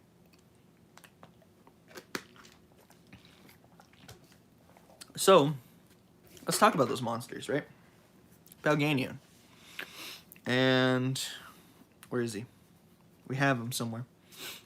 Drolago, right? So you don't know what these do. We're going to start off with that, just so we have a frame of reference when we're talking about these cards in the future. Dark Machines, both of them, level 4, level 3. For Drolago, he has 1,600 attack, 1,100 defense, and for Balganian, it's 1,300 attack and 1,000 defense. Drolago says that if the only cards that your opponent controls are face-up monsters with, what is it, 1,600 or more? Yeah, 1,600 or more attack, this card itself can attack directly. And it's not half the damage. Excuse me, it's not half the damage. It's the full damage or whatever it has. So, if your opponent only has 1,600 or more, face-up attack monsters, and this has been boosted exponentially to 2,000 attack for whatever reason, right, from the skill. You're attacking for 2,000, you're doing half the damage. Really great card. Drolago is amazing. I don't know why people didn't give this card more credit when it came out. I heard some people say, ooh, this will be interesting, but they never said, wow, that's crazy with, Heavy Metal Raiders. I guess because they still believe Heavy Metal Raiders is a bad card, which it is, don't get me wrong. But it is the strategy that we will be using, right? For Balganian, it is once per turn during your standby phase, so during our standby phase, you inflict, what is that, 600 damage to your opponent, which is more than, the spell and trap attack burn stuff, right? Mask of the Accursed, and obviously the card we were just messing around with, Wheel of Nightmare, or Nightmare Wheel, or whatever. So 600 is great. And the fact that the longer you keep this on the field, the more damage you're going to be burning off. How many turns does it take for one of these to kill your opponent with just this? So obviously you're going to have to do 600, then 12, 4 turns is 2,400, 3,000 for 5 turns, 36. So 6 turns total, you should be done with 1 Balganian, but we are playing... you should be playing multiple Balganians, mainly for the fact of the skill, and the fact that it's just better. The only other real, like, important dark monster that's actually played in this deck, or that's good in this format, right, is the P.O.G. Just for the fact that he nets you cards, and the first time he would be destroyed, he's not destroyed, right, thanks to the skill card. So you do have that ability to, you know, leave monsters in the field, gain monsters, stuff like that. So, you know, playing 3 to P.O.G, I see no reason not to, you know. Card was great in good format for some people. In this format, I think this is an absolute yes. And these are absolute yeses, but at what ratios is the question, right? Obviously, you can make the assumption that, you know, which style of, or which side of the road are we really going to work with, right? And where's that other deck? God damn it! Every time, I swear. What ratios are you playing? What strategy are you going for? That's what I was saying. If you want to play the Balganian route, obviously you're going to play the Balganians more than Drillagos, right? Almost said Javagos. If you're going for let's just attack and actually be aggressive, obviously you're going to play more Drillagos than you do Balganians. One card that hasn't been talked about, I think it's the last monster you actually play, versus, you know, the other one. I'm going to get it out of my binder. Oh, where is it? There it is. Alright. Versus what you play, right? Normally people would say Rebel Dragon, Dark Machine, big boss monster, right? If you don't know what Barrel Dragon does, it's the coin flip effect. You toss a coin 3 times. If it lands, once a percentage of monster, you call it 3 times. And 2 results are head. 2 out of 3 are heads. You destroy 1 monster your opponent controls, right? I think the better option, even though it's not foil, is Toon Barrel Dragon. Here's the thing. You don't need Toon World to summon this, like at all. It's one of the few cards that was printed after, for the new stuff, that doesn't require you to have Toon World. The only thing that it mentions with Toon World is the fact that you know, you need it on the field to attack directly. But for everything else, it's the same, and it's not destroyed if there's no Toon World or anything like that. And it says once per turn you can target 1 card on the field. That makes it exponentially better. Other than it can't attack, and you'll often be summoned during battle phase anyways. Yeah, that's true. But the problem is the fact that, you know, the fact that you can actually destroy cards versus monsters, I think has a better, how do you say, a better viability in its sense of, or usefulness, I guess. It just has better usefulness overall, for the fact that the versatility of it. Yeah, thank you. Yeah, not being able to attack with it is kind of terrible, the first turn that it's summoned. But hey, you win some, you lose some, right? But I'd rather have the ability to destroy a card versus a monster, especially against some of those back row heavy, you know, stall decks and stuff like that. So having Toon Barrel, I think, is the better option, in my opinion. If you still believe Barrel Dragon's a better option, go for it. I see no reason not to either. I guess it's just preference. If you just want to destroy monsters, yeah, and you want to attack with the first turn and summon, yeah, Barrel Dragon. If you want to actually be able to destroy other cards besides monsters, and you don't care about the attack loss, Toon Barrel Dragon, right? That's preference, I guess, to each person. I get it. What else do we play? What else can you play, right? One of the biggest things with playing the Heavy Metal Raider skill, right, is the fact that you're going to be losing card advantage. So again, I think in here, you have to play Allure because they're all darks, right? You need the card advantage. You need the ability to actually go. That's why, again, the Koichi, Allure, you know, that's what you should be playing, right? Regardless, because it's just good. Everything's dark. You need the card advantage. You need the ability to dig into what you need to dig into. Starting off with 3 cards if you're going first is not the best. If you're going second, yeah, you get to start off with the 4 cards again, but you know, it's based at the very least, right? What else besides that do you play? Something like the Dark Eruption is great for recycling Dekoichis, Balganians. Obviously, you can't recycle these two because they're more than 1500 attack. 1500 or less is what it allows you to bring back. Again, it depends on which play style you're going for. Obviously, you're going to play both regardless of which one you're going for. But I think the ratios depend on which one you want to go for, right? I get it. Obviously, the default is to go with burn. People just like burn more. It's an easier strategy to set up an access. So playing something like 3-2 or, you know, 3-1. I very, regardless of which style you go with, I suggest not going with one, you know, of the opposite of whatever strategy you're going for. And then whatever strategy it is, 3 of these always, just for the card advantage. And you'll catch up pretty quickly with the card advantage, just from your stuff not being destroyed from the first attacks, right? But other than that, it's rough. Again, Allure of Darkness, big card, definitely should play 100% every time. And if you're playing darks, you know, there's nothing else to really say about it. If you're playing darks, you should play Allure of Darkness.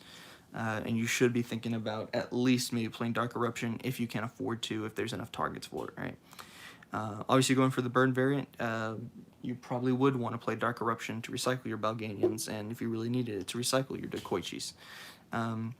If you're not playing the burn variant, and I'm leaning towards not playing it, and you're playing Dralago more, then again, the burn's probably the better variant. Playing the Dralago, maybe you play only 1 Dark Eruption, you know? But because everybody's going to lean towards it, let's do the burn variant, right? 3 of these. There's no reason... Oh god, my type of deck, bricks. Yeah, if you don't know, we built Dylan this deck a while back before this stuff came out, when it was, you know, just Dekoichi, and it was the Tomb Barrel Dragon and whatever else was available at the time. I don't even remember. Terrible cards. I think we're playing like Cyber Raider, which doesn't even get the card effect from Heavy Metal Raiders, right? He was playing this and it was god awful, but now we have the ability to do better with it, right? So let's go down the burn route. Balganian, right? Need to play Balganian. I think we're going down the burn route. You play Balganian at 3. No reason not to, right? Card's good. Has the versatility to be able to be played for different things and against different things. And since we are going to be playing it, obviously playing something like Dark Eruption to recycle them specifically, especially when they're gone, definitely worth it. If they somehow manage to, you know, get rid of this or get rid of the field spell, and you know everything loses its attack gain and its protection and everything, being able to recycle them will be a huge thing. So I think playing 3 is obviously the best option. You want to see it, and maybe 2 Dralago just in case you want to be able to attack directly, right? So what else do we play? Again, 3 Dekoichi. So on that note, maybe we don't play Barrel Dragon, maybe you do.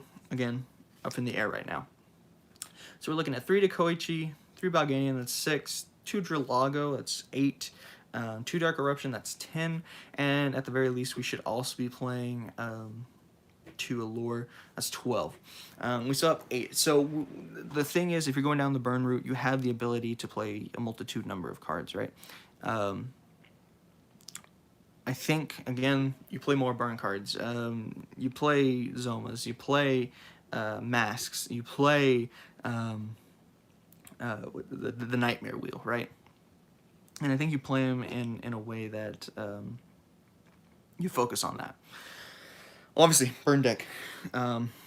Really, really good. Biggest flaw of this now is that we have things like Santa Claus and Lava Golem. Biggest thing. So what do you do against that? And the easiest answer is you play Golden Ladybugs, wherever mine are. I have no idea where my Golden Lady... Actually, I do. I take that back. I do know where my Golden Ladybugs are. They're down here. Hey, maybe that skill's down here. Maybe not. Oh, look, Mask of the Accursed. Just what we needed. Oh, look, another Dust Tornado.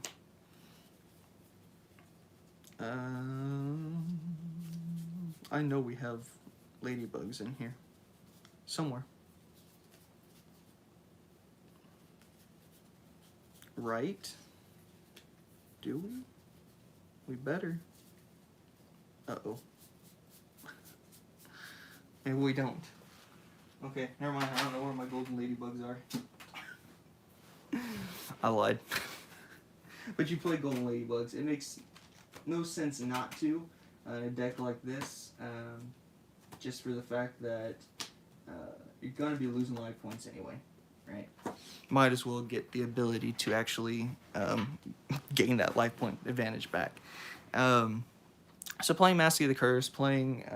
where did I just put that deck? I don't know where I put it. The one we were just working on. But yeah, playing Nightmare Wheel, really, really good. There's no reason not to. Again, we're going down the burn route, which is what we're doing right now. So the Koichi is 3 Bagadians, 2 Drillagos. I need to get the other one wherever it is too. I'm not organized, I guess. 2 Dark Eruptions, 2 Allures. Mask of the Curse, Nightmare Wheels. What else? Zomas, I guess, if you really want to play them. Zomas are good. As always, the card's really important for the format, I feel. But if you are playing and you do come up against, Destruction, hopefully you're so far ahead. Wow, Dylan, you don't know that Allure got printed in Speed Duels? Are you kidding me, bud? Hold on. Where did I put that deck? I just had it. Where did I put it? You're kidding me. Yeah, we have... Are you serious? Dylan didn't know we had Allure? I hope he's more excited to play in Speed Duels now. Where did I put that deck? What deck were we just working on a while ago? You gotta be kidding me, man. How does it just disappear like that? How do you just lose something that quickly? The life. I see the Relinquish deck, but where's the other one? I don't know. Oh, here it is. It's black. It blends in with the table. Yeah, Dylan, look. We have we have Allure in Speed Duels. I don't know if you can see the... you should be able to see it right there. Speed Duels, see? We have Allure now. Should play it. Should pick up these decks, Dylan. I'm not even joking. They're worth it. Yeah, we have Allure now. Dylan's been living under a rock for the past week. Yeah, he has. The other day when I showed him New Doria from the last live stream, he was like, "Oh, New Doria, yeah." We have Allure, Dark Eruption. We already had Veil of Darkness, but now we also have Creeping Darkness. I guess if you really want to play that. I haven't read Creeping Darkness in a while, actually. I don't remember it being specifically good, but... Banish 2 dark monsters from your graveyard, add 1 level 4 dark monster from your deck to your hand. Yeah, no, it's crap. Maybe eventually that becomes better, but right now it's terrible. Maybe in the future we'll have a 30-card deck or something that's just wild. But, yeah. Definitely we should Mask of the Accursed. And I don't feel like maxing out on these would be the worst option in the world. On Mask and Nightmare Wheel. I don't feel like maxing out would be the worst option in the world. But I think, maybe you shouldn't either because, again, Spell Shattering Arrow is a card now that we have.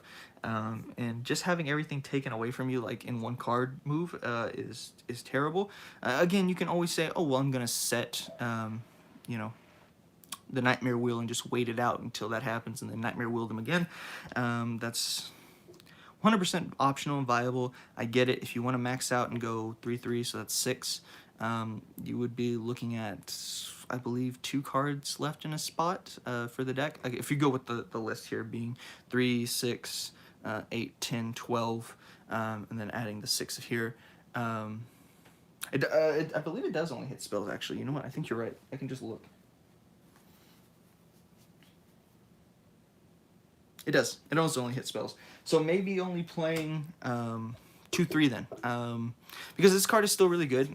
It's proactive to what it is. It's not reactive like traps are. So maybe only playing 2 of these. You know? Definitely worth thinking about. So playing 2/3. Even then, you still have 3 spots left. And when it comes down to the last few spots, this is where it always gets a little bit harder, because then you have to actually think, what am I playing? What will I play against?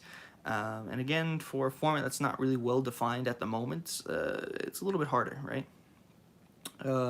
Obviously, you can play your own back row destruction. You know, if you really wanted to, I don't see why you would, but if you really wanted to, you could play Magician of Faith. I don't like the idea, but you could play. You could play Lava Golem, again, for more burn. Magic Jammer you could play. Yes, exactly. I mean, I think the only other thing that you have to worry about outside of destroying the field spell, while your opponent destroying it with spell cards, is Dust Tornado.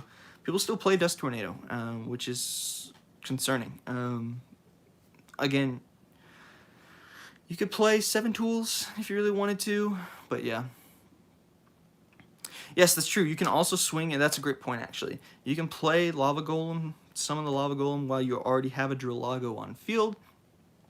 Swing into it, get a really beefy Drillago, and then also have your opponent be burning themselves for 1,000. I love that idea. I have no, anything bad to say about that. The only thing bad about it is that it's a fire.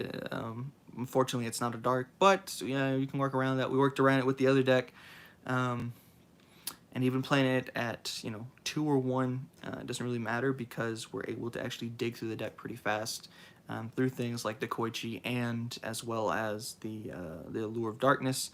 Again, if you really wanted to, you could play 3 Allure, you play 2 Allure. I don't think you play less than 2, obviously.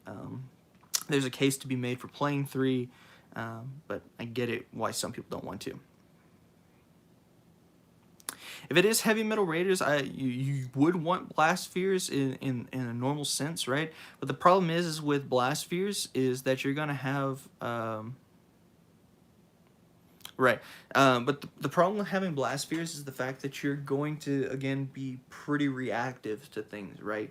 And you don't want to have too many cards that are just reactive to your opponent doing too much.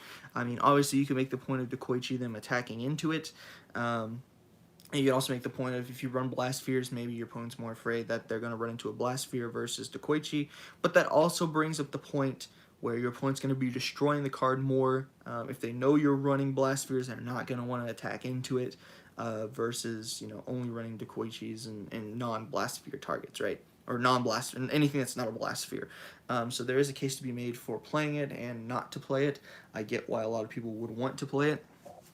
Again, I have no, reasoning why you wouldn't want to play it. I understand why you would. But I think it's kind of slow for what it is, right? It takes up back row that you can be using for other things that actually are more proactive in their burn. Also stops your opponent from attacking. The other thing is that it does free up spaces for your opponent to summon more monsters. Yeah, I get it. It does damage quickly. But again, eventually so does Zoma, which I think you should play in here as well. So I'm more of a fan of Zoma because, yeah, it can be destroyed by back row, but at least when you do get it destroyed, that monster stays on their side of the field. So you can crash into something like a lava golem. Same thing with something like Dralago, right? You're going to gain attack from it, but with Zoma, you're going to be doing the 3,000 damage when it's destroyed, when the Zoma gets destroyed, which I think is a lot better than waiting for your opponent to attack you with something else. It has to be face down, and if Gap becomes relevant, then Blast Sphere becomes less relevant. But yeah, I agree. I think the more that we talk about it, like Dark Corruption always seems like a great card at first, right, to recycle, but there's other cards that we have that are so more I do think that there's so much more so much better cards that you can actually play, and I actually want to address that too. About the burn. Oh, where is it? You do worry that burn making playing against Twisted Personality a pain. I think anything that does damage that isn't quick, big damage is going to be a pain to play against with something like Twisted Personality, right? And that's the way it's going to be until, we lose Twisted Personality or we lose a whole bunch of burn cards, right? Or we get bigger monsters that do more damage at a time, right? Or cards that do more damage at a time. And that is something we talked about with the other deck, playing Twisted Personality against, you can get card advantage. And to a point, I'll agree. Yeah, of course, 100%. Doing small amounts of damage is terrible. And you're going to be losing advantage, especially with something like Nightmare, not Nightmare Wheel, the, what do you call it? The skill card, Heavy Metal Raiders, and seeing that just getting popped automatically, right? So, the deck's still bad. Don't get me wrong. I'm not saying this deck's good. That it's going to change everything, right? The deck's still terrible because it has that big flaw of the fact that Heavy Metal Raiders, the main crux of the whole strategy, is susceptible to being popped, destroyed really easily, right? With so much destruction that we have. But when it comes to Twisted Personality, right? I think the argument can be made for that with any deck that it plays against, right? Whether the deck that's playing Twisted Personality is playing Burn themselves, whether whether it be, you can also make the point that maybe you switch out Heavy Metal Raiders. That's what I was gonna say. That maybe switching out Twisted Nightmare, Heavy Metal Raiders for Twisted Personality, whether you main deck it or side deck it, I think is a really interesting idea because they do the same thing for Relinquished, right? Under the fact that there's just some decks that just do too much damage, right? Little damage. So having the ability to side it out or to play it as a main deck card is really, really important.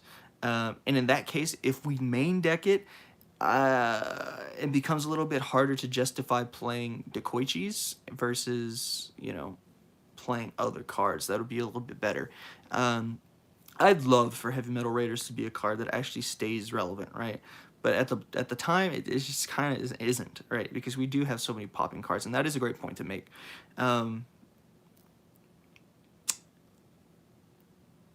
It is worth debating the two, right? But I do think regardless, and I think this is with a lot of decks too, regardless, Twisted Personality finds its way into a lot of main skills or it becomes a side deck card in a lot of decks, right? Regardless of what you're personally playing, there's just so much burn. There's just so many cards that do little amounts of small damage. Build players losing life points, whether they be paying life points, losing it through burn, or losing it through battle damage. It is a big thing, right? So I've always said the Twisted Personality is always at least a side deck card. And here, yeah, I can see where it would be the main skill. It throws a few things around on how it's played, right? But for the most part, the idea stays the same. And at that point, are you just playing a burn deck, right? You're not really playing a Dark Machine burn deck. And at that point, there are better burn options as well, too, right? So, what do you play, Are you playing Dark Machines, or are you playing burn, Are you playing Dark Machine burn, or are you playing a better variant of burn? Um, it's up in the air, right? It's hard, and that's what I like about the format. It is hard. If you're going for this build, Balganian, going for the burn build, right? You are only 1 to 2 steps away from actually just playing burn. And if your point was to playing this was I don't want to play burn, I don't want to be a normal burn player, then what you're doing is suscepting yourself to being a mediocre burn player, right? Because if the other burn strategies are better than this one, why would you play a mediocre burn strategy versus the more superior one, right? So is it worth building machine burn, right? Because there are better burn decks, right? People messing around with, and then again, it's up to speculation at this point. Is this the better burn version, right? Again, time will tell. But if it's not, why would you want to build this, right? I think it's more of a question of, do you like the EORIs than do you want to win? That's true. And I get that, right? Like, a lot of people just want to play Dark Machines. They like machines. As we know, we've seen a lot in Matthew Bell's Speed Duel Discord server. People have asked for machines to make them better. Dark Machines specifically. Because people just enjoy machines, just like they enjoy dinos, right? I get that. But if you're wanting to play machines, right, and you want to be good, you're driving a very fine and hard line, right? Because there isn't really such a thing in speed duels right now.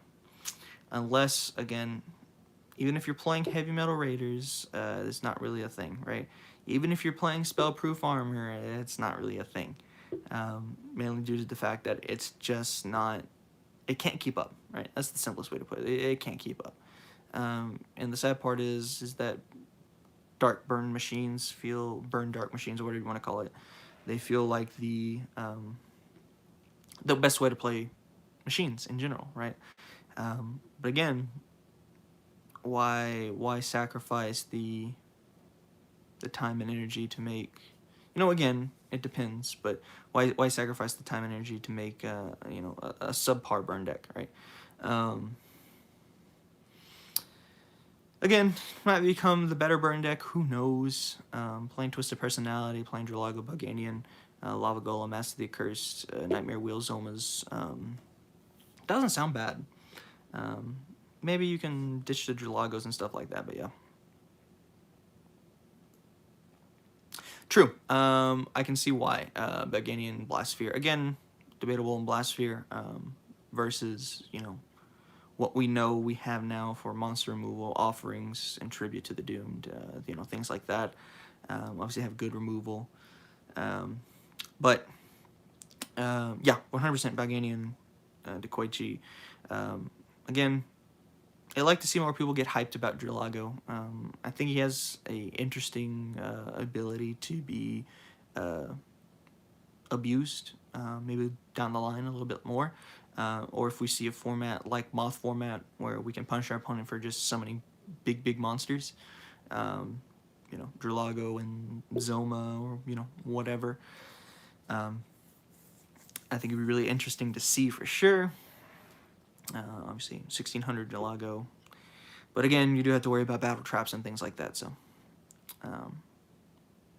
put them on the shelf for now, I guess. But I like to see this actually become good, because I do remember it being good for a while. 2006, I think, 5 or 6, right after the Indigo format, with the release of was it Cybernetic Revolution with Cyber Dragon? Is it Cybernetic Revolution? I think it was. I could be wrong. I don't remember the actual sets that things are from now. But yeah, seeing this actually be good multiple times in different formats would be really nice. But yeah, and I think for here, for the deck, it's kind of stalled out I think if you want to play burn, you build it and you test it and you see if it's better than what the burn was for last format. And if it is, it's the better option. You go for it 100%. Right. When it comes to Floodgate Trap Hole, I do want to bring that up too. That's a great point. So for certain decks, I see it still being good, and for other decks, I see it being, not worth it. Let me explain. I play Relinquished, right? A lot. That's my deck. That's the deck that I focus the most on. I took the Floodgate Trap Holes out of that, mainly for the fact that I don't want to ever suck a face-down monster unless I'm able to attack into a monster and deal both of us burn damage, right? That either ends the game or causes a draw. I never want to see it. So I took it out of Relinquish. However, something like, perhaps something like the quote-unquote Monarch Apprentice Magician deck that we were just working on, it could be useful in that, just for protection. I think we see a rise of, especially against something like Danique's Hand Destruction deck, right? I think if we're going first, if we're lucky enough to go first, right, you can build a board or whatever, but I think having that and letting, them go into, here it is, into the Enchanted Fitting Room, right, I think it becomes interesting and viable with that. I think anything that mass special summons or special summons something at the exact same time, if it becomes meta relevant, 100% Floodgate Trap Hole becomes one of the best cards again. It was great against Serpent Knight Dragon for the fact that, you flip the Serpent Knight Dragon. It was great against some other cards, but the problem is that now we have a lot of skill cards that summon monsters, right? Or do certain things that summon monsters, and you can't respond to that. And so it makes the card nerfed. The fact that everything gets power creeped every set something comes out really bothers me. I would rather have just a ban list or a limited list or whatever, right? I don't like power creep. I would just rather have the problem removed completely, or giving us cards that does power creep every once in a while, but not every set. Because I think, while it's good for business, for promoting the new cards, it also takes away one of the things that makes, in my opinion at least, Speed Duel is really, really fun for a lot of people, is the fact that a lot of the cards are cheap. But if you power creep everything, every single set, then you're going to have outrageous card prices like we've seen for the last 3 months for the same 2 or 3 cards, which is ridiculous. Because I truly feel like the one thing that Speed Duels does have going for it is how cheap it can be. Right, the fact that you can spend $60 in Yu-Gi-Oh terms at least, for an alternative format, and have some pretty meta interesting decks is a huge selling point for Speed Duels, right? But power creep kind of hurts that a lot. But it is what it is. As for Floodgate, again, I'm gonna stick with, for some decks it's worth talking about to run, and then for some other decks, you just it's not useless, but it's not optimal. It's not the optimal card choice, right? But like, other than that, right. Again, great card for certain situations. For others, it's just I have no other way to explain that. I think here with this deck, we should, as disheartening as it is, move on. And again, the reason is that the best option for this deck is probably the burn side of it, right? Playing Twisted Personality, and if it's the better if it's the better burn variant, then you keep playing it. Again, if it's not, there's no point in playing Dark Machines, unless you just want to have fun with Heavy Metal Raiders, right? And I'm not all for just having fun. I want to have something that's competitive against each other playing, right? Makes you think more.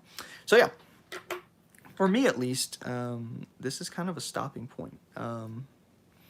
It's just so weird to talk about. I do want to sleeve these though, because I don't want to leave them out in the open, especially the Balganians.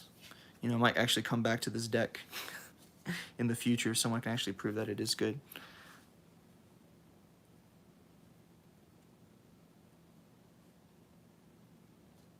So here's the thing about that trap card, right? When talking about the Monarch, right, build. Right, no, we didn't talk about ready for intercepting. However, that is a great point. Mainly for the fact of, you know, Old Vindictive and the Crystal Seer that we do play. Really, really great. What else can we see, though? Obviously, using it on our own monsters is really, really interesting and really great. What can we play it on against our opponent? Well, Relinquish is almost out of the picture because more than often than not, you're going to see Jin being used against it or with it, so you can't really use it against that. Obviously, that's a big thing for me. When it comes to other decks, obviously we'll still see some warrior types of decks, Gaia especially, so yeah, definitely worth thinking about running, especially if Gaia becomes a big, you know, a great place to start for a lot of players playing Gaia, you know, so you'll be able to flip those cards down and stuff like that. I guess if for whatever reason Warrior Moth is still running around, obviously Gravekeepers are going to be another deck that comes back again in this format. So seeing something like Ready for Intercepting actually being played, I understand it 100%. And you know what? Actually, I want to go back over this deck that we were playing, the Monarch version, because you weren't here earlier, right? I want to put these aside. Hold on. Just so I can put it aside for now. Right. Put that over here. Okay. So one of the biggest things that we were talking about was obviously the ratios for the big tribute summon monsters, right? The level 6 and 5 monsters, I guess. We didn't play Dark Red Enchanter. I just don't see Dark Red Enchanter being like important enough. I don't see it being important enough, right? Yeah, removing a card out of your opponent's hand is great card advantage, right? But it's we can achieve the same thing. Excuse me, we can achieve the same thing with the skill card we play, which is Twisted Personality. Funny enough, by ripping cards out of our opponent's hand. Yes, you can make the argument. Oh, well, you can rip 2 cards out of your opponent's hand then. Yeah, I guess you can make that argument, which I'm not against at all, but. The monsters we decided that you'll probably be playing is the Hades or the Gap, right? Great cards, especially Gap. Or Gop, I guess. Gop. Or Hades, if you want to say it that way. But another card we talked about was Gilgarth, just for normal summonable tributes. The only other things we really talked about, like monster-wise, was the little engine that could... 3 Apprentice, 2 Old Vindictive, 1 Crystal Seer. Seen people play 3-3, 3-3. It's whatever. That was the monster lineup that we talked about. Again, we didn't talk about Ready for Intercepting. I believe that's what you said, right? Ready for Intercepting? Let me see. I just look. Yeah, Ready for Intercepting. RFI. I get it, right? Like, hitting certain things... your opponent can't really mess with is really good because you can use it on your stuff, and again, the way the format's looking at least to shape up, you'll be able to use it on your opponent's stuff as well, especially against something like you know, if your opponent's playing cheeky, playing against something like Thousand Eyes Restricted and just flipping that face down is really nice too. So yeah, worth looking into to see where we can fit that in. Maybe we don't play Spell Shattering Arrow. Who knows? Only reason I enjoyed that in here was because of the fact that, you know, stall decks. But again, if that becomes relevant to a lot of people, they'll just play more of the trap variant of the deck. So maybe it's not that great. Maybe play RFI instead. We're thinking about for sure. Zone of the Spirit, Nightmare Wheel, Allure of Darkness. Again, the ratios for these guys, I'm not sure about. Again, because of the meta, what we don't know what the meta is going to be. Worth watching. it would be awkward with the little guys, and that's the thing. That's what I'm saying. If Gap, it depends which ones comes out better, right? If Gap comes out better for the format, if just having everything in attack mode is better, it's fine, right? Then we hold on to these and wait for them to deal with Gap, and we can just summon things like Gilgarth, right? And the other Hades, obviously. However, if Gap isn't, we're playing this format in Hades or Hades, right? Then again, it's not that big of it's not that big of a problem. Again, it depends. When earlier I kept saying it's a blueprint, right? It's a big blueprint, and it's just there to start as a starting point for people to take it and run with, just to see where they end up with it and how well they can make it. I get the point of Gap being a problem for these guys. The little engine that could, the 6-card engine. At that point, I think if Gap is the better one, you have to change up some other things. Obviously, with Hades, you play more, maybe another Gilgarth and then something else instead of the Hades or Hades. I kept saying that the deck was meant to be changed, and that it was supposed to be adaptable to whatever's the best at the moment, right? But I think if Gap does win out this format, right, for being better and versatile against everything else, taking out one or two Hades, you take out one or both Hades, put in another Gilgarth, and if you take out 2 Hades, you put in another Fiend monster for Gap itself. But other than that, it's up in the air for the most part. And then if Hades is better, you take out 1 or 2 Gaps, put in another Gilgarth, in my opinion at least, and then another Fiend monster, so that way you can use Hades effect, Hades, whatever. And I think this is probably the most changeable thing in the deck. Again, it's just 2/2 there for now as placeholders, to show what's better than what. I think that's fine. But for the rest of the deck, at least, right? Again, removing Spell Shattering Arrow, I can see why. Especially if other burn decks, that was the whole point. Especially if other burn decks are moving away from Master of the Accursed, I doubt they will, but they'll limit the number that they play.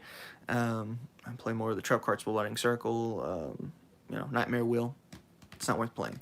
You'd be better off with playing Twister in that fact. But again, up in the air. Or you could play Dust Tornado if you really wanted to, and then set Zomas or whatever, Nightmare Wheels during your opponent's turn. Interesting for sure. And obviously, you're gonna play a Lure of Darkness regardless. The only non-dark monster you play is the Crystal Seer. Or if you're playing Magician of Faith for whatever reason instead, yeah. Toon Gemini Elf has a 19 discard power, but it might be too slow. It might be searched with Toon Table and brought back with Magical Undertale, but I might be overthinking it. I think, in theory, that's a great idea. Going with Toon Gemini Elf, great 1900 beat stick. But again, can't attack the turn summon, right? So that's a downside. Obviously, same thing with like the Toon Barrel Dragon, playing in the Dark Machines. It can be searched with Toon Table, which is a great point. Really good card overall. And if you're playing that, if you're going to play that version, right, then there's no reason to play these, right? You're going to be playing Dark Red Enchanter instead, because you're going to be wanting to put counters on Dark Red Enchanter every time you activate a Toon Table of Contents. If you really wanted to, for whatever reason, you could take the old Exodia strategy and just activate 3 Toon Tables in a row. If you really want to put all that boost into one Dark Red for whatever reason, I get it. But yeah, it's a really cool and interesting idea, and especially being brought back with Magical Undertaker, which is another substitute for this part of the engine. Worth it. Really interesting. I think you can get away with a lot of things, make it a little bit more versatile that way. I think the only problem that pops up in my head, first, is when does drawing Toon Table later become a brick? Like later in the game, I mean. Now, obviously, that's just a hypothetical. Hi, Blazing. That's obviously just a hypothetical. It's not bound. It's not going to happen every time, obviously, right? It's super hypothetical. But I also thinking that, 100% of the strategies that you make, right, for everybody, including myself, 100% of the strategies that you make, 90% of the time, are they going to work? Probably not. 10% of the time, they actually are. 10% of the strategies actually are. 90% of them probably won't, right? And so I think that's one thing we got to do, is be able to think like that, and try to come up with new things, but also be reasonable with ourselves and with each other to say, is this actually going to be worth it, or am I wasting deck space for something else that could be better, right? Especially in a late game state portion of the duel or the match or whatever, right? I think overall, the theory behind this is there, right? The theory behind this is there. This changes, 100%. This changes. The Monarch monsters, whatever level 5s or 6 that you decide to play, right? It changes depending on the format.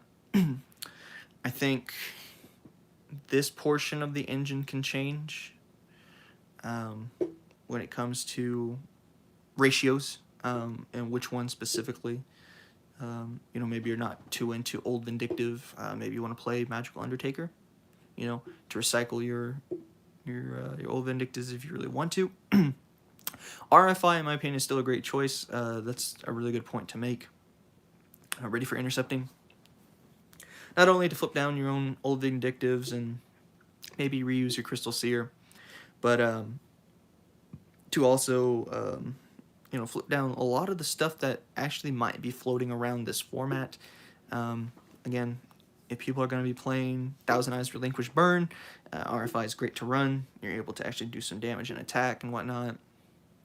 But yeah. It is an issue for Vindictive, you are correct. I believe it does do it face up. I believe you're correct on that. I don't think it does it face down. I could be wrong, but I think you're right on that. It can get Apprentice, and it can still get its effect. It doesn't have to be face down. But yeah. Plus, if you're playing Dark Red Enchanter, right, and you're playing the whole this and Magical Undertaker, when this is summoned, it'll put the counter on the Dark Red Enchanter, if that's what you're playing, right? Again, I think the Monarch monsters are debatable about which ones you play. I believe it comes down to what is being played. But yeah, meta-wise, at least, what is being played. And they're switchable. And at that point, I also believe, obviously, if you're not playing the Fiend ones, Gilgarth is switchable too to what you're actually going to play. The whole deck is dependent on these, which ones are good, or the other ones, Dark Red Enchanter, stuff like that. It depends on which tribute monsters are better, for sure, for the format. But as long as they're dark, I see no reasons why you wouldn't play, Allure as well. Just more food for thought, I guess. And if you don't feel comfortable with playing a water monster in there, go for another one of the portions of the engine. But yeah, RFI, great card, great opinion. I'm pretty sure that might actually replace this, or if not, it at least gets side decked. I enjoyed that. Might go to 3. Not sure for Allure. I want to see it fix the hand regardless. Yeah, digging's not that great, but fixing the hand is, yeah.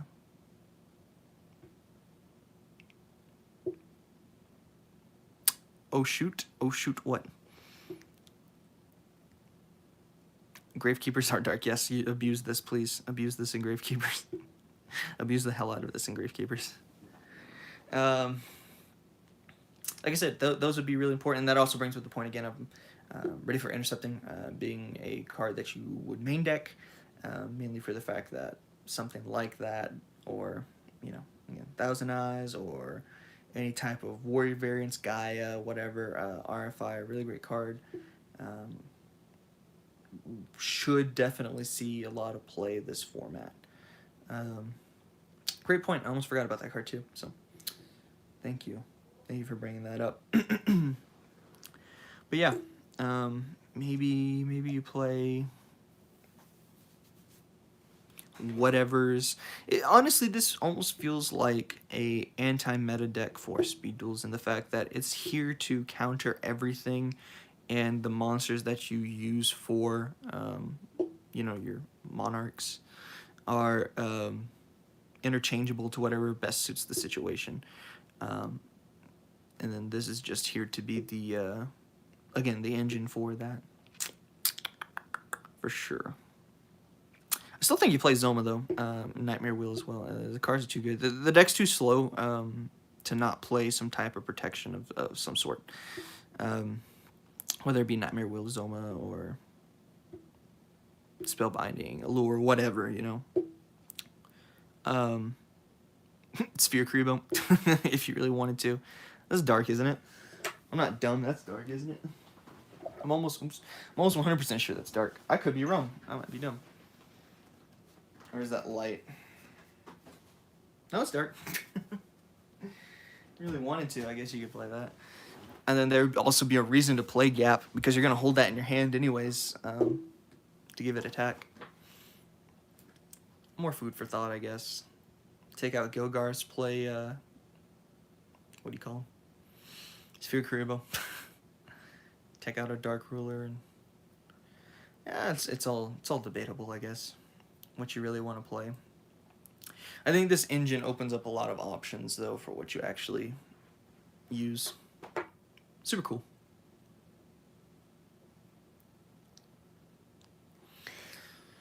I'm not sure, because I've heard, I believe Matt said that the updates are coming to TCG, but I don't know if, when that will be, or how that, if it affects Speed Duels, or, should it already be implemented? I don't remember exactly, but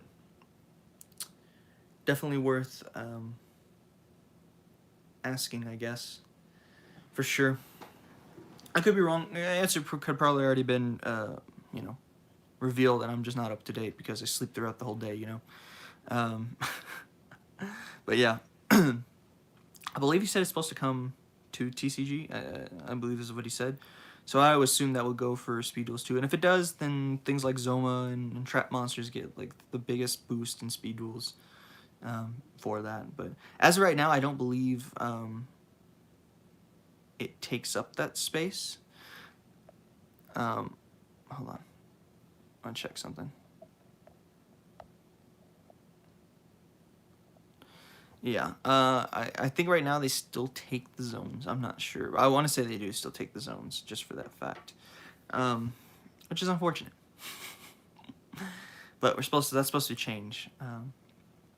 It's supposed to be equal in those rulings of not taking up. Excuse me, not taking up the zone after it's summoned to the monster zone. So. As of right now, though, I don't think that ruling applies. I believe it still takes up to the zone, unless there's something on the card that says different, which I don't think it does. No, it's never said anything about it. But yeah. Hopefully that becomes implemented pretty soon, and these become a million times better. And so do Metal Reflect Slimes, just for being big. For sure. But we'll see. We'll have to wait and see. That's what Speed Duel has been for a while anyways, is the waiting game.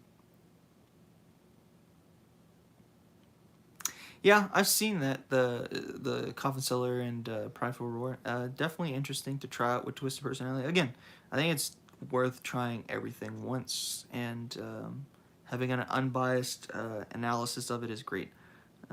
Because if it works, right? And if it works consistently, then it works consistently. You should play it. If it's netting you wins, then yeah.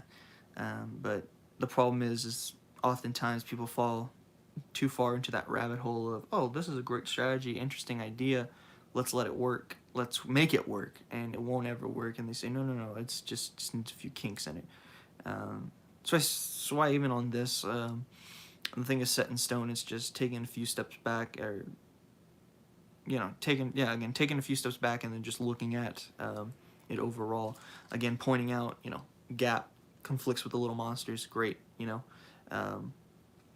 so if gap doesn't become important, then we cut it, right? Hades, Hades, whatever, doesn't conflict with anything else, but is the effect worth it? Would you rather run Dark Red Enchanter, things like that. And if you do run Dark Red Enchanter instead, what more spell cards do you play, everything like that too. But yeah, definitely worth looking into for sure, and just looking at the big picture overall. But yeah, oh man,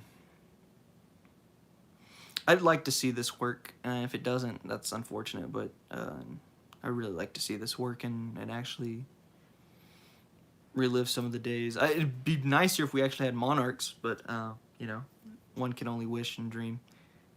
Everyone go petition Matt for some monarch monsters. Just one. Can be the worst one too. It doesn't have to be a good one. Just give us Caius. Please don't give us Caius. But yeah. I guess it doesn't really matter. The idea is there, the ability to poop out 5 to 6 star monsters that with great effects is there. We just need the ability to do it better, right? How about Soul Exchange, bud? Let's get Soul Exchange in here, and I'll play the hell out of this deck every day. But yeah, I might take this online, test it out a few times, make some changes, hopefully get a better understanding of what people are playing, what's actually good, and hopefully have a consolidated deck profile for you, yeah.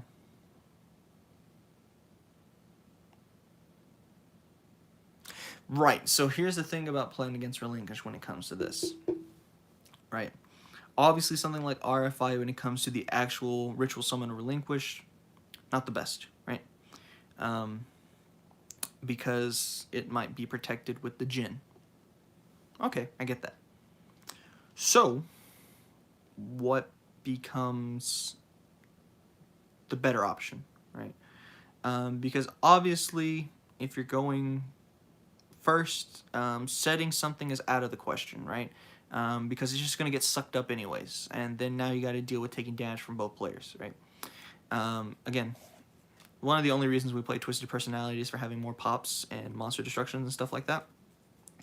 And I believe, I don't know if Matt actually or anybody actually confirmed this, but getting counters on Twisted Personality with the Relinquish effect of burn damage, as well as them taking the battle damage, whether that counts as 2 counters or 1 counter on this, I never got a really clear answer on that. So I think I'm going to go back and ask that again, because if it does, then that's a lot better versus Relinquish just having that ability. Because I do side this in Relinquish as well, just for that fact of getting counters on it that quickly.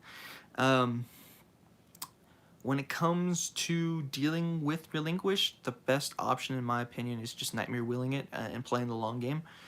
Even if your opponent is playing, tributing that Relinquished off for another one, at least you're making them lose resources on it, and they're not really playing the, Illusionist Faceless Magician, I guess, the effect monster one, the one that I despise, and only play in side deck. But yeah, what else can you play that actually gets rid of things? Again, Old Vindictive. Old Vindictive's great for the fact that, Relinquish doesn't protect against effect destruction. It's only battle destruction. So Old Vindictiving a opponent's Relinquish is really great. However, does it survive? That's the problem, right? Maybe waiting for the Old Vindictive after a Relinquish already has, something on it. I know a lot of people are playing double Cyclone, so them sucking something, popping the Nightmare Wheel that's already on it.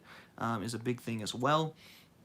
Again, what do you do against Relinquish? And the problem is, you know, you have to play the long game, I think, with this at least, right?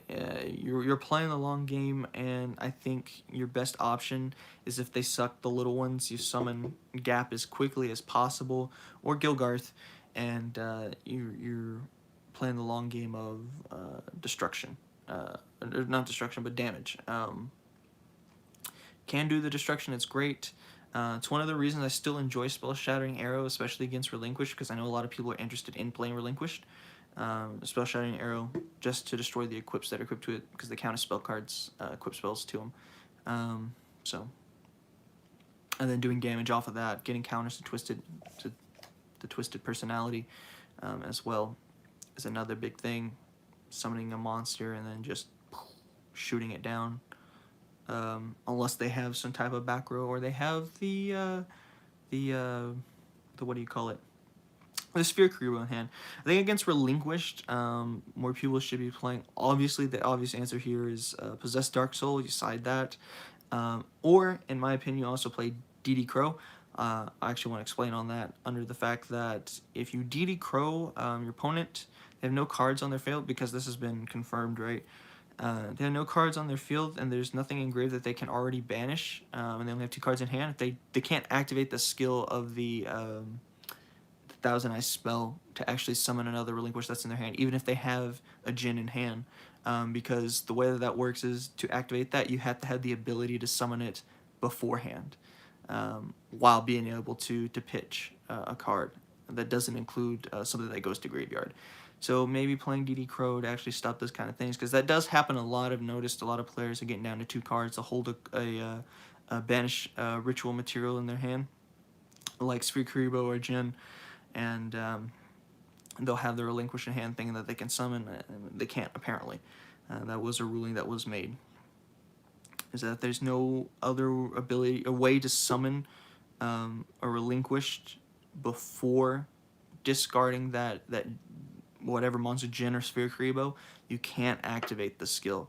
However, if you do have another monster on your field, you can activate, send the Djinn, and banish the Djinn. It's just all about the ability to summon the Relinquish before activating the skill, which is a really interesting ruling. Makes you play differently, less reckless, more thought-provoked. So yeah. But this against Relinquish, I think it's a hard toss-up. And in that case, if you're playing against Relinquish, you can also make the point of playing Dark Red Enchanter instead, just to remove hand advantage from your opponent. You know, less hand advantage, less things they can discard, you know, things like that. So, very great question. I enjoyed that. That was a very, very thought-provoking question for sure. Against other decks, I think the win cons for a lot of other decks lie in your side deck as well. Excuse me. They lie in your side deck as well, for sure. Big indeed on that. But yeah. Building this is probably the more fun one versus building Dark Machines. I'll probably do Gaia another time. Like I said, there's so many people giving out their ideas on Gaia. It's ridiculous. But I get it, because it's a really cool and interesting idea to play Gaia. But yeah. This is probably the more fun one to build right now, because somebody mentioned something about that in one of the Discord servers, but it wasn't really fully fleshed out. It's just kind of, you know, theory crafting. But again, that's what this is too. But at least we're putting physical cards and pictures to it, so that we can get a clear idea of what we want it to do. Again, RFI being played in this, yes, I can see it. But a lot of the abilities to actually win, what your win con will be for your Monarch monsters, is going to come from, you know, what the meta shapes up to be, and what is being more played of, you know. If it's still stall for some reason, then Hades. If it's you know, something that's needs time to set up, it needs to play defensively, playing gap. If it's something that needs a lot of hand and card advantage, then yeah, you play Dark Red Enchanter for sure, which I have here somewhere. There it is. Then you're playing Dark Red Enchanter for sure. It's up in the air of what actually gets played. But yeah, if you have any like ideas or, you know, thoughts about the deck, like, go ahead and speak on it. That's the point of doing the live streams.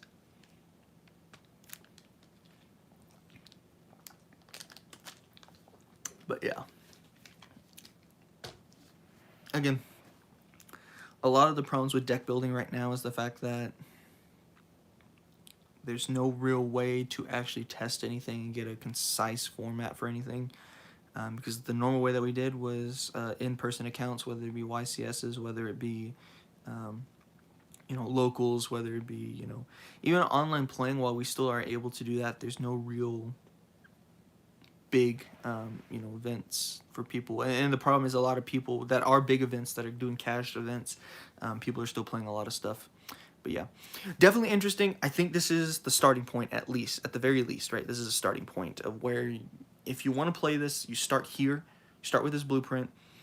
You make some changes to it, some renovations and stuff like that, and you run with it and make it better. But I think this is where you start for sure. I'd like to see if you guys have, you know, you make this better, you find something better, you know, regarding this, you know, message, you know, whether it be comments, you know, whatever, hit up the Discord, whatever you want. We have our own, you know, a little tab just for speed duels that people enjoy. So yeah, find something better that makes this a million times better. You play test it, you make it better. You want to run with this, go ahead. Just let me know, because I think it's really interesting. I like to see what people do to make this better. But yeah, I think that's going to be it for me, because we ran into a huge brick wall when it came to machines. That being the fact that, you know, at what point are you just playing another burn deck? And if you are playing another burn deck, is it the better option? If it's not, then why are we playing it, right? But yeah, for sure, I'd like to see more of this one, this deck in general. And yeah, I think that's going to be it for me. I'm going to let this upload. The last one didn't upload because it got corrupted, but hopefully this one will upload. But yeah, that's going to be it for me, and I'm going to get out of here. Oh, wait, one last thing, actually. Managed to get in the Shonen Jump promo, the beatdown skill in Ultra Rare. Really, really cool. It's like almost $30, but it came with the actual book and the little pack that it comes with too. So yeah, cool stuff. Just thought I'd share that. Well, yeah, that's gonna be it for me. I'm gonna get out of here and let y'all do whatever y'all need to do for the rest of your nights, and that's it. Yeah, it's really cool. I